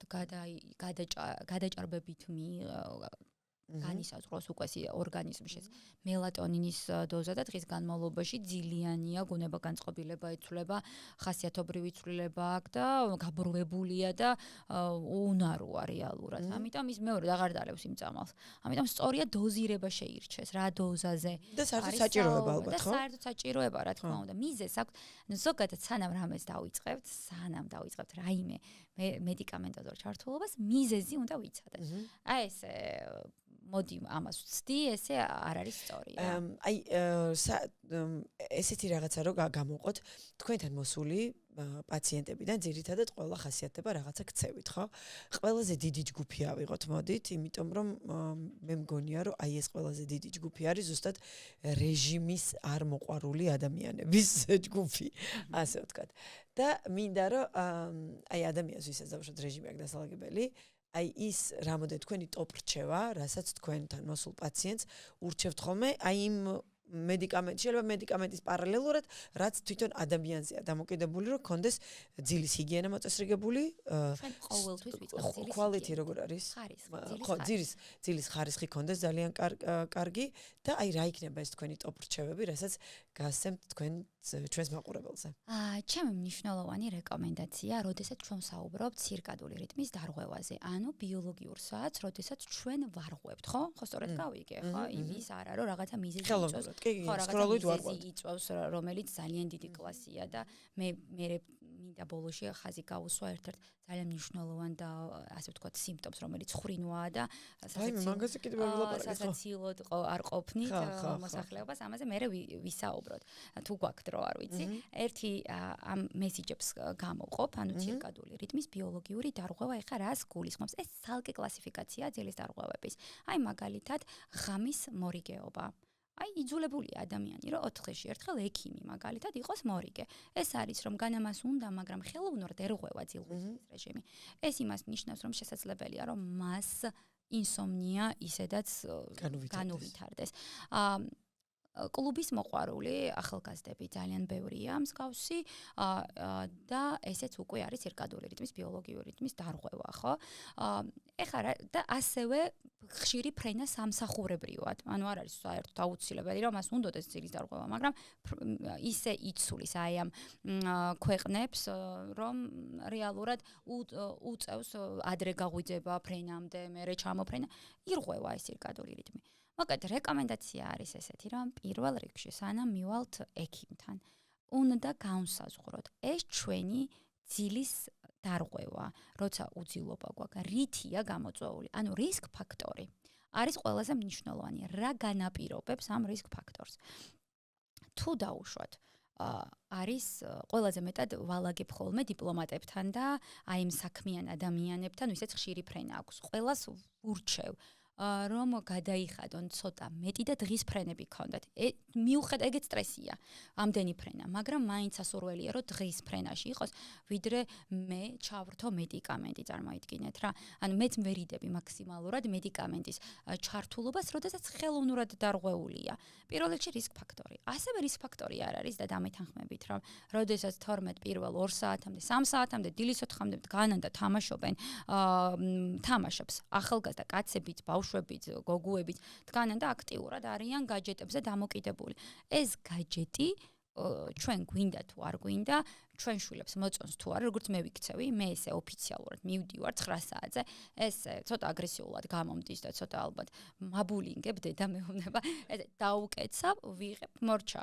всё, აღარ აქვს მას ხელში, მას ცოტა აგრესია, თითქოს ტრემლებიც უტკებ. არის, რა ვქნათ? ესია სამწუხაროდ ესეთ საუკუნეში ვართ, რომ ამაზე დამოკიდებულები არიან. რომ თუ გვინდა რომ ჩვენ გადავარჩინოთ ჩვენი შვილები, გადავრჩეთ ასევე ჩვენ ძალიან დამოკიდებულებები ვართ ჩვენც მოზრდილები.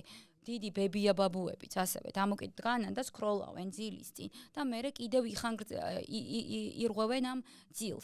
ანუ ძილის ჰიგიენას რაც შეეხება, რომელიც ეს არის პირველ რიგში გამოსხივება სადაც არის, ეს ყველაფერი უნდა მოიხსნას. გაჯეტი, ცხოვრების რეჟიმის მოწესრიგება, იმ გაგებით რომ რაც გვირღვევს ძილს ის იქნება ფიზიკური აქტივობა ალბათ. ფიზიკური აქტივობა ეს არის ერთ-ერთი ყველაზე მნიშვნელოვანი, ამაზე ძალიან ბევრი ვილაპარაკეთ. კვება ძილის წინ არავითარ შემთხვევაში არ შეიძლება. რამდენი საათი ადრე უნდა მოვშოთ კვებას? 3 საათით ადრე უნდა ვიკვებოთ, მაგრამ მე ვიცი რომ ფიზიკური აქტივობის მერე აუცილებელია გარკვეულწილად რაღაც თუ დღის განმავლობაში იცით, თუ დღის განმავლობაში საკმარისი კალორიაჟი გაქვს მიღებული, საერთოდ არ არის. აი ნახეთ, ხო რაღაც გარკვეულწილად არსებობს სპორტული მედიცინის სხვა მიმართულება, რაშიც რეალურად მეც არ ვერევი და ვერც ვერევით რა. ანუ იცით რა არის, ხო, იძახიან რომ ხო მაქსიმალური, როდესაც ბალკინგი მიდის მაქსიმალური და კუნთის მაქსიმალურად ზრდა უნდათ, კი ბატონო, იმ ვარჯიშს მერე თუ გვიან ვარჯიშობენ, გვიან ჭამენ. ცხიმოვანი ქსოვილის, ხო, კონთოვანი ქსოვილით ამ შემთხვევაში. ხო, გვიან ჭამენ დავუშვათ იქ რაღაცა კასეინით თუ პროტეინს დავუშვათ. მაგრამ 2 საათნახევრით ადრე უნდა გააკეთოს, ესეც დაძინებამდე სასურველია, რომ ძილის წინ არ მიიღოს თუნდაც ანუ არც ერთი ფიტნეს გაიდლაინი და არც ბალკინგი და არც ბოდიბილდინგი არ გეუბნება, რომ ღამეო და გაიღუძო და ჭამო. ანუ დაამთავრე ჭამე, მაგრამ თავარია მანამდე ის საკმარისი ზრდის იქნება თუ დეფიციტის იქნება თუ ხტომის იქნება თუ მომატების იმამდე, აი ძილამდე, დღის განმავლობაში მიიღო საკმარისი რაოდენობა. გვიან საერთოდ არ არის საჭირო ჭამა. არ არის საჭირო თუ არ გიწევს ახლა და თუ გიწევს თუ გიწევს ის ანუ ძილის რეჟიმის დარღვევაც გიწევს ახლა გამოდის რომ რაღაც გარკვეულ სტრესში ხარ და ანუ 2 საათით ადრე 2 საათნახევრით 3 საათით ადრე უნდა შევჭამოთ. ანუ ეს რაც შეეხება სნეკების ისეთი მაინც დაძინებამდე რო იციან მსნაობა ეს ანუ ეს უნდა დავივიწყოთ. ზოგადად კვებებს შორის ეს კვებები ანუ ეს არ შეიძლება ისევ ძილის რეჟიმისთვის, ანუ ესეც ანუ შეიძლება რომ დღის მსნაობამ ღამის ძილზე იმოქმედოს? გააჩნია რას იკვებება. ზოგადად კუჭნაწლავის ხრივ კუჭნაწლავი, ანუ გასტროენტეროლოგიური ეს დამოკიდებულება ძალიან მნიშვნელოვანია რა. ანუ არ უნდა მოხდეს მეტეორიზმი, აი ესეთი აი ხილის მიღებასაც თავისი დრო აქვს, თქვენ წარმოიდგინეთ. უბრალოდ რომ დღის პირველ ნახევარში და 4 საათამდე მაქსიმუმ მოხდეს ხილის მიღება. ძილთან რა კავშირი, იმიტომ რომ მე ვეუბნები რომ ზეგნე მაშინ ჭამე ხილი, იმიტომ რომ თუ არ გბერავს, თუ გბერავს, ეხლა ყველა ადამიანს არ ბერავს მაგალითად. აი ცით ჩვენ არ ვიცით. ჩემს მეზობელს ლეღვი არ ბერავს მაგალითად მე არ ვიცი, მე დილიჟაბრივით ვარ ლევზე.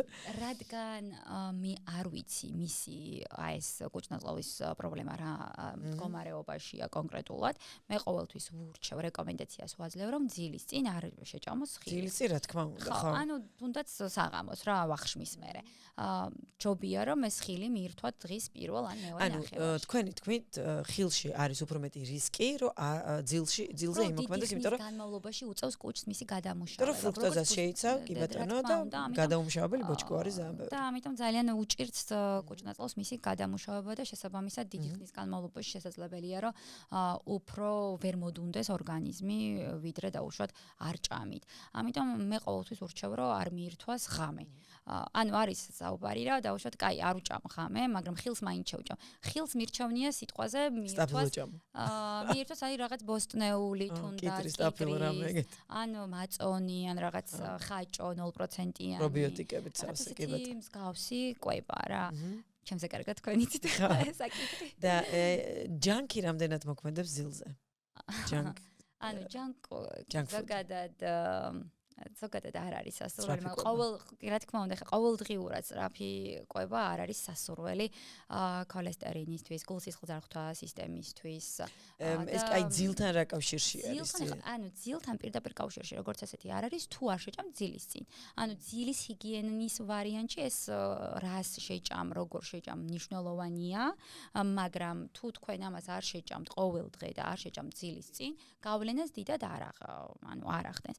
მაგრამ ის ფაქტორი რომ junk food-ი იწვევს მეტაბოლურ დარღვევას, რაღაც შემდგომ წონის მატებას, ამ წონის მატების დროს ეს ჩვენი ღიბი, ასე ვთქვათ, უკაცრავად მუცელი, საკმაოდ აქტუალურია საქართველოში, იმიტომ რომ აქტიურად მოვიხმართ ასევე ალკოჰოლს და ჩვენ არ ვიცით ალკოჰოლის დოზირებული მოხმარება, ეს არის ჭარბი მოხმარება ალკოჰოლის, თქვენ რომ გახვიდეთ გარეთ, ძალიან სამწუხაროდ უფრო მეტ მუცლიან ადამიანს დაინახავთ, ვიდრე ფიზიკურად მომზადებულს, ხო?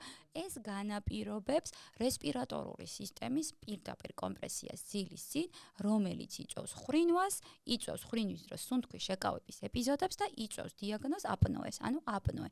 აპნოე ეს არის ძილის დროს სუნთქვის შეკავება. აი მივადექით ახლა ზუსტად მაგ თემას, ხრინვა, აპნოე. ხრინვა, რომელიც კითხვას რა უსვავ, რომ უკაცრავად ღამე ხრინავთ. გაეცინება ჯერ, ალბათ კი, ალბათ არა, მოდით ვკითხოთ მეუღლეს ან თქვენ პარტნიორს. ისე ადამიანმა ხო არ იცის ხრინავს თუ არა? ადამიანმა არ იცის უმეტეს შემთხვევაში ხრინავს თუ არა, უბრალოდ სანამ ვინმე არ ეტყვის, ხო. მაგრამ ის ეპიზოდები აქვთ ხრინვის დრო, ანუ როდესაც ნახეთ, ხრინავს, შეაკავა სუნთქვა გამოაღვიძა და ეს ახსოვს რომ რაღაცამ გამოაღვიძა, ხვდებით? ყველა შეკავებული სუნთქვა არის აპნოეს დიაგნოზი?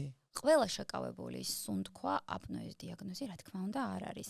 ამიტომ არსებობს სრულფასოვანი კვლევა, ოქროს სტანდარტი, იდეალური პოლისომნოგრაფიული კვლევა, რომელიც ჩვენს ჰოსპიტალში კეთდება პოლისომნოგრაფიული კვლევა, რომელიც რას გულისხმობს? ღამე მოდის პაციენტი წვება ლაბორატორიაში, ეს არის VIP პალატა ჩვეულებრივი, სადაც პაციენტს ვამაგრებთ ძალიან ბევრ რამეს. მოკლედ, პირველ რიგში ვამაგრებთ ელექტროდებს თავზე, რომ ჩვენ შევისწავლოთ ძილის სტადიები. ნახეთ, როდესაც მე ვასქორინგებ და ვუყურებ ძილის კვლევას, გამოღვიძების, ანუ ღვიძილში იმას ინფორმატიულს და კლინიკურად მნიშვნელოვანს ვერ ჩავთვლი. ამიტომ მნიშვნელოვანია, რომ დავადოთ ელექტროდები, რომ ეს ფაზები შევისწავლოთ.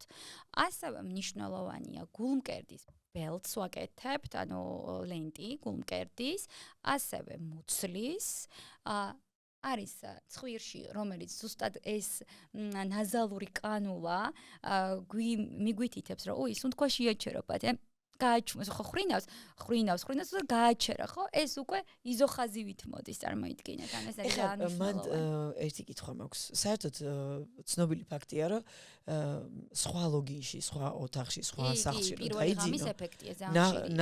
ნახევარ ტვინს ძინავს და სრული ძილი არა გაქვს. რო ვაძინებთ მაგ დროს პატე მელატონინით ზუსტად. ეხლა ეგ უნდა მეკითხა, იმიტომ რომ სრული ინფორმაცია ხო არ გექნება თქვენ, იმიტომ რომ ხა ეს რაღაცები რო გარტოჭკობილი და გატრილი.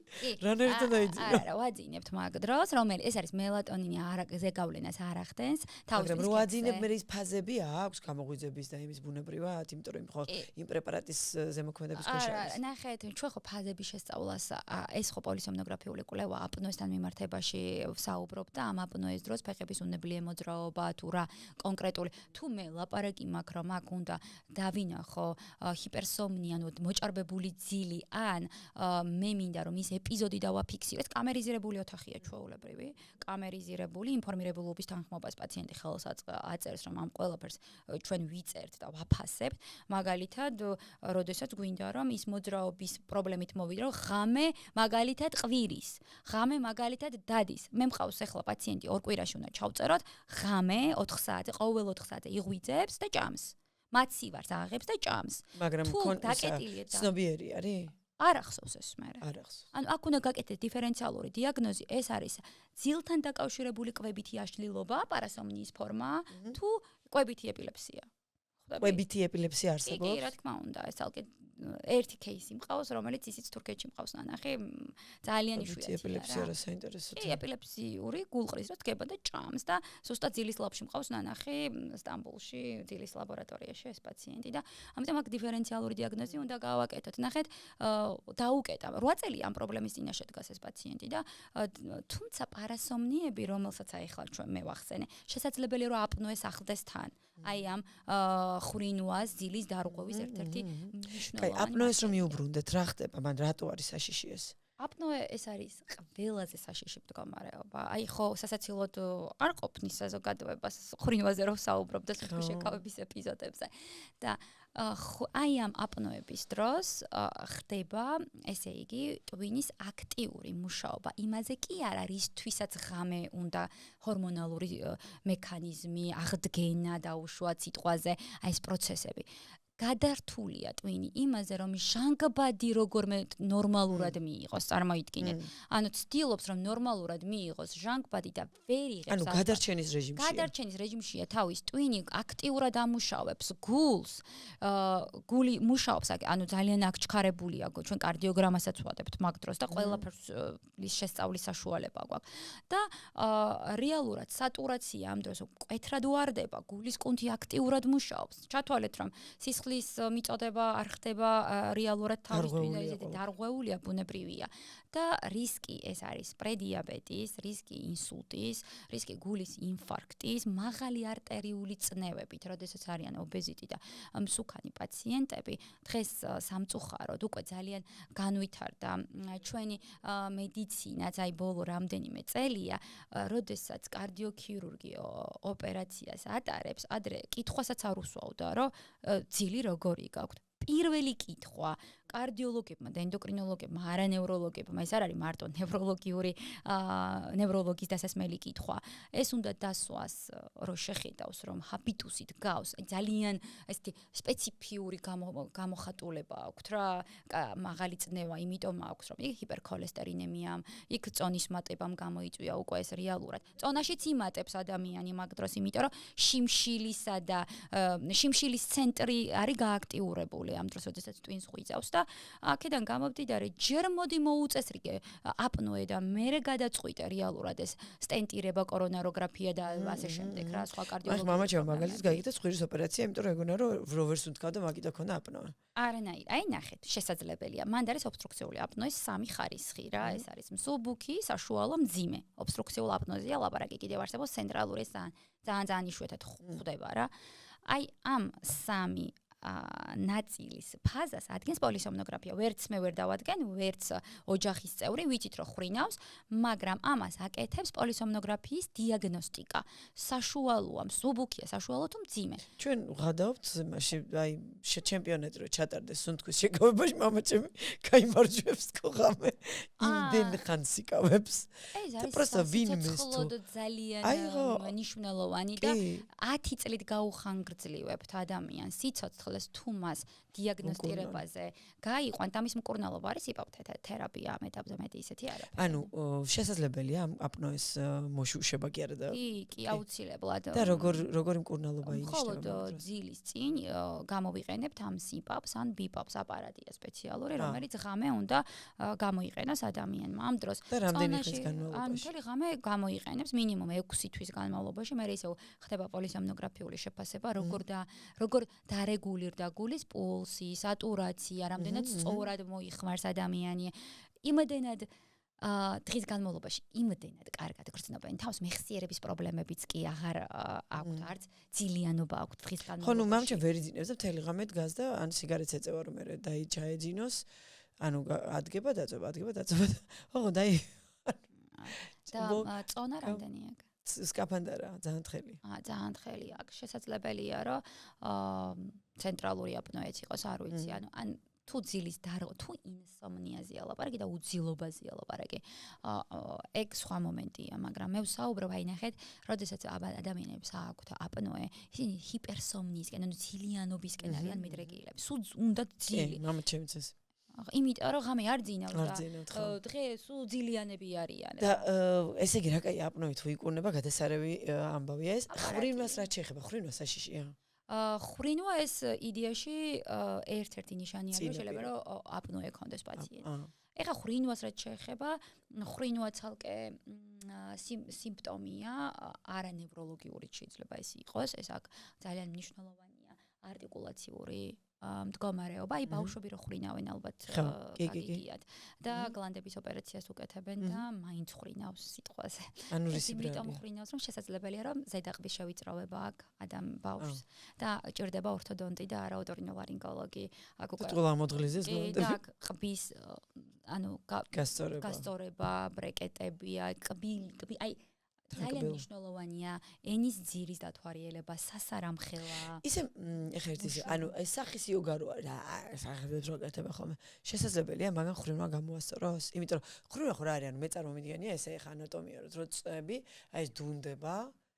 ასაკში ხრინვა კიდევ სხვა არის, ანუ მაქსიმალურად ჰიპოტონიაში გადადის კუნთები, აი მაგ დროს ზუსტად რომ გონიათ რომ უი მე დაუბერიდე ამაგიტომ ხრინავ, ზუსტად აი ამ სიბერეს უნდა ებრძოლოს იმით რომ აქტიურად აი ზუსტად კუნთების აქტიური ვარჯიში უნდა გააკეთოს. ანუ სახის იოგარო გააკეთოს ადამიანმა ასაკში თუ ხრინავს, შესაძლებელია ხრინვა შემცირდეს ასე ვთქვათ. ასევე ძალიან მნიშვნელოვანია ეს ფაქტორი, რომ ასაკში უფრო მეტად ზურგზე წოლა უყვართ ხოლმე რა, ზურგზე წოლა და ეგრევე უფრო მეტად ხდება ხრინვა, ამიტომ რა თქმა უნდა ერთ-ერთ გვერდზე ჯობია და ფიზიოლოგიურად ურჩევ ხოლმე პაციენტებს, რომ ეს არის ხელოვნური აპნოეს, ხელოვნური სიპაპი თითქოს, ანუ უკან ვამაგრებინებ ხოლმე ჯიბეს და ჯიბეში ჩოგბურთის ბურთს ვადებინებ. ჯიბერას ნიშნავს. ანუ უკან ჯიბერა, იმაზე პიჟამოზე. ჯიბეში ჩადონ, ჭირდებენ ბურთს და ძილში, აი და ზურგზე რო არ დაწნე? გადმობრუნდებიან ხოლმე. მუშაობს ხოთეში. ერთ-ერთი აპრობირებული მეთოდი თუ დავადგინე რომ დავუშვათ, აი აპნოე აქვს, ანუ ხრინვისთვის მოიყვანეს ადამიანი და ვხედავთ რომ ეს ხრინავს მარტო აპნოე არ აქვს სიტყვაზე და აქვს ხრინვა მარტო ზურგზე წოლისას. ეხა ხო არ გააღვიძებს სულ და ჯერ ცხოვრების ხარისხს ისე უთრგუნავს მეუღლეს ან პარტნიორს რომ მე როგორ მძინავს ცი? ერთი ფეხი მაქვს ჩემოღლეს. ანუ ფაქტობრივად მე ვღვიძავს რა. აი რა ფენომენია გიხსენებთ? ხარ ღრმად ძინავს. აი ხერხავს და შეხებით რომ გაჩერდება. ხო, გამოაღვიძე რა. არ გამომიღვიძებია შევეხე. და ეს ნუ ოღონდ შეხების ხარისხები იმატებს რა. ხო, მე უფრო თავიდან ნელა მე ესე დავარტყავ ხოლმე. მე მიუჯლუგუნე. ანუ გააჩნია ალბათ რა ფაზაშია, მაგრამ აი ეს რა ფენომენია. ასე არ ახსოვს მე ხო? არ ახსოვს არა კი. ანუ ერაუზელი ფენომენია რა. ანუ შემხებლობითია. ნუ იღვიძე. თლად არა იღვიძე. და ჩუმდება. არა, გეტყვი რას ჩუმდება კი არა. პირველ ფაზაში ჩუმდება კი არა. ანუ ხრინვის გარეშე სუნთქავს. ანუ ხო შეიძლება ჩათვალო რომ ხრინავს, იმიტომ რომ ალბათ აი რაღაცა მოუდუნდა უგაუბერა. მამაღლას სუნთქავს თქვენ ამ. არა, ხრინავს. აჰა. და მე მგონია რომ ალბათ იმიტომ ხრინავს რომ ვერ სუნთქავს, იმიტომ რომ ეს კუნთები არ ვიცი რა და რომ დაარტყავ ფეხს სუნთქვას იწყებს შეულებრივად ძილს აგძელებს. ხო, მაგრამ მე ისე ხრინავს. მე ხრინავს ისე. ხო, ნუ ეს არის რომ ფაზები შეიცვალა ძილის. და ხრინავს ადამიანი, ნუ გამოიკვლია რა ხრინვა შეიძლება გამოსწორდეს. გვეშველება ამ ქალებს გვეშველება რამე ხოდეს. ხრინვა აუცილებლად უნდა შეისწავლოთ რატო ხრინავს. ამ ხრინვის დროს ისე შეიძლება რომ გამოგეპაროთ თქვენ აპნოე და ისეთი მძიმე დაავადებების რისკის ქვეშ დადგეს ეს ადამიანები. ამიტომ მნიშვნელოვანია რომ დარწმუნებული ვარ შეგიძლიათ ძალიან კარგი თქვენ ხართ რომელ ქალაქში რა მითხარით? მადრიდში. ხო, მე ბარსელონაში ვიცი ძილის ლაბორატორია.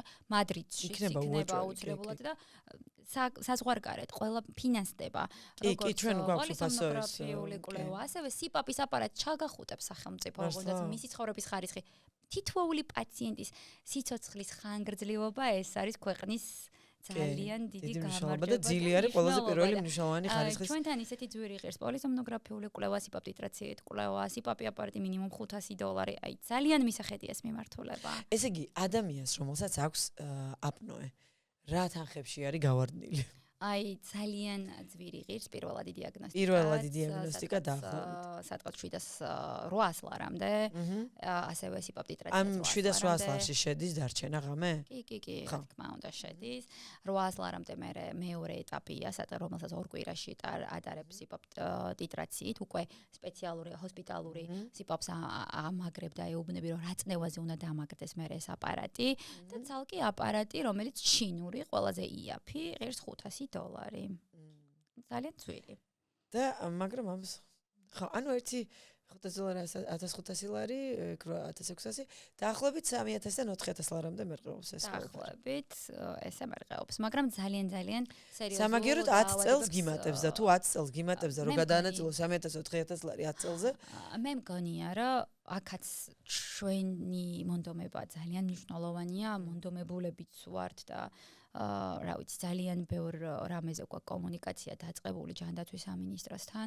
ეს არის ძალიან მნიშვნელოვანი რომ სახელმწიფომ რაღაც გარკვეულწილად დაფინანსება გააკეთოს პაციენტის თუნდაც პოლისომნოგრაფიის დიაგნოსტიკამდე რომ მივიდეს და კარგი აპარატს ან იქირავებს ან იყიდის პაციენტი. იმიტომაც არის ალბათ დღეს ეს. მე მგონი ყველაფერი იმდენ ანუ არა მარტო ძილი, იქ კარდიოვასკულარული სისტემა, იქ რესპირატორული, იმდენად ყველაფერი ძალიან მნიშვნელოვანი არის, ყველაფერი უნდა ფინანსდებოდეს რეალურად, მოდი ამაზე შევთანხმდეთ. ძილი ძალიან მნიშვნელოვანი ფაქტორია და მგონი აი აქედან რომ დავიწყოთ, იქ კარდიოლოგიური პრობლემებიც ნაკლები იქნება, ენდოკრინოლოგიური პრობლემებიც ნაკლები იქნება, ნევროლოგიური ძილის დარღვევით, რომ მოდის პირველი პაციენტი ძილის დარღვევა მაგ და არაფერი არ მაწუხებს, პირველ რიგში, რა თქმა უნდა, პოლისომნოგრაფიულ კვლევას ვთავაზობ. თვითონვე მოდიან ეს პაციენტები, რომ აი რაღაცა დამეხმარეთ, რომ გამოვიკვლიოთ ძილი. ნუ ხო ხვდებით რამდენი ნუ იმიტომ რომ აწუხებს არ არსებობს, ანუ დაღლა ანუ ისიც ხო არის აი ძილიდან დაღლილი რო დგებიან ხო? ძილიდან დაღლილი მაგიტომ დგება, რომ ღამე იტანჯება სრულფასოვანი ფაზები რა თქმა უნდა, ან ერთ-ერთი ნიშანი კიდე აპნოეს არის ის, რომ რამდენჯერმე დგებიან მოსაშარდად. ანუ ეს ფუნქციაც დარღვეულია. მოსაშარდად დილას პირი მშრალი აქვს, თავის ტკივილით იღვიძებს, დღის ძილიანობა აქვს, ემოციურად რაღაცა გაღიზიანებული, მეხსიერების პრობლემები მოდის. ძალიან დიდი სირთულეებია. ავტოავარიების რისკი ძალიან დიდია ამ დროს. ამიტომ საჭესთან ჯდომა არ შეიძლება მანამ ამას არეგულირებს საზღვარგარეთ სახელმწიფო. თუ დადგენილი გაქვს ხო? და რა მნიშვნელობა აქვს რის გამო დაკარგავს გონებას. ასევე ერთ-ერთი მნიშვნელოვანი ფაქტორი კიდევ ძილის დარღვევების ეს არის ნარკოლეპსიები, მაგალითად ნარკოლეპსია, ანუ დღის ძილიან უეცარი ძილი რო უნდებათ ადამიანებს და თავს ჩამოდებენ 15-20 წუთით რო იძინებენ. მაგ დროსაც ძალიან დიდი აქცენტი აქვს სახელმწიფოს, რომ ეს ძღოლად რო იწყებს მუშაობას, პოლისომნოგრაფიულ კვლევას აკეთებინებენ, რომ ეს გამოირიცხოს ეს რისკები, იმიტომ რომ ძალიან ბევრი ადამიანი უნდა ანდო და მფრინავებს და ამას ყველას უტარებენ წლის განმავლობაში ამ კვლევას. ამიტომ ძალიან მოკლედ ძილი რომ მნიშვნელოვანი არ იყოს ჩვენ ანუ ის ნახევარი რაც გვიძავს ზუსტად ის ნახევარი გვძინავს ბიოლოგიურად ევოლუციურად და ამდენი ხნის განმავლობაში ხო ხო და ეს რომ მნიშვნელოვანი არ იყოს რა ვიცი ხარ როგორ არ უნდა გაიაზროს ადამიანმა მისი მნიშვნელობა იმიტომ რომ აი ამდენი წლის მანძილზე რაც კი კაცობრიობა არსებობს ნახევარი გვძინავს ნახევარი გვიძავს ანუ ძილი არის საჭირო რომ დღის განმავლობაში რაც დავანაგვიანეთ ჩვენი ორგანიზმი აღვადგინოთ და რაღაცა ესეთი გავფილტროთ კი ბატონო უღრმესი მადლობა ძალიან ვერ ამოვწურეთ მე მგონი იმდენი კითხვა დამჭერხა პასუხებელი ვერ ამოვწურათ ამას ვერასდროს მაგრამ დარწმუნებულია რომ შემდეგი პოდკასტები მაქვს რომ მე კიდევ მე კარგად გავშალოთ ჩვენ ჩავშალოთ ეს თემები სხვადასხვა ფაზები იქ რა ხდება როგორ ხდება და ასე შემდეგ უღრმესი მადლობა ამ დროისთვის მით უმეტეს დღეს ესეთი დღე არის რომ დასვენების დღე არის მაგრამ მოხვედით მაინც ჩემთან ამას ძალიან ვაფასებ და ძალიან დიდი მადლობა ბევრი წარმატებები თქვენს განყოფილებას და მინდა რომ ძალიან ბევრი გამოჯანმრთელებული პაციენტი დაუბრუნოთ ასე ვთქვათ სამშობლოს და ქვეყანას უღრმესი მადლობა თქვენ მოწვევისთვის მადლობა კარგად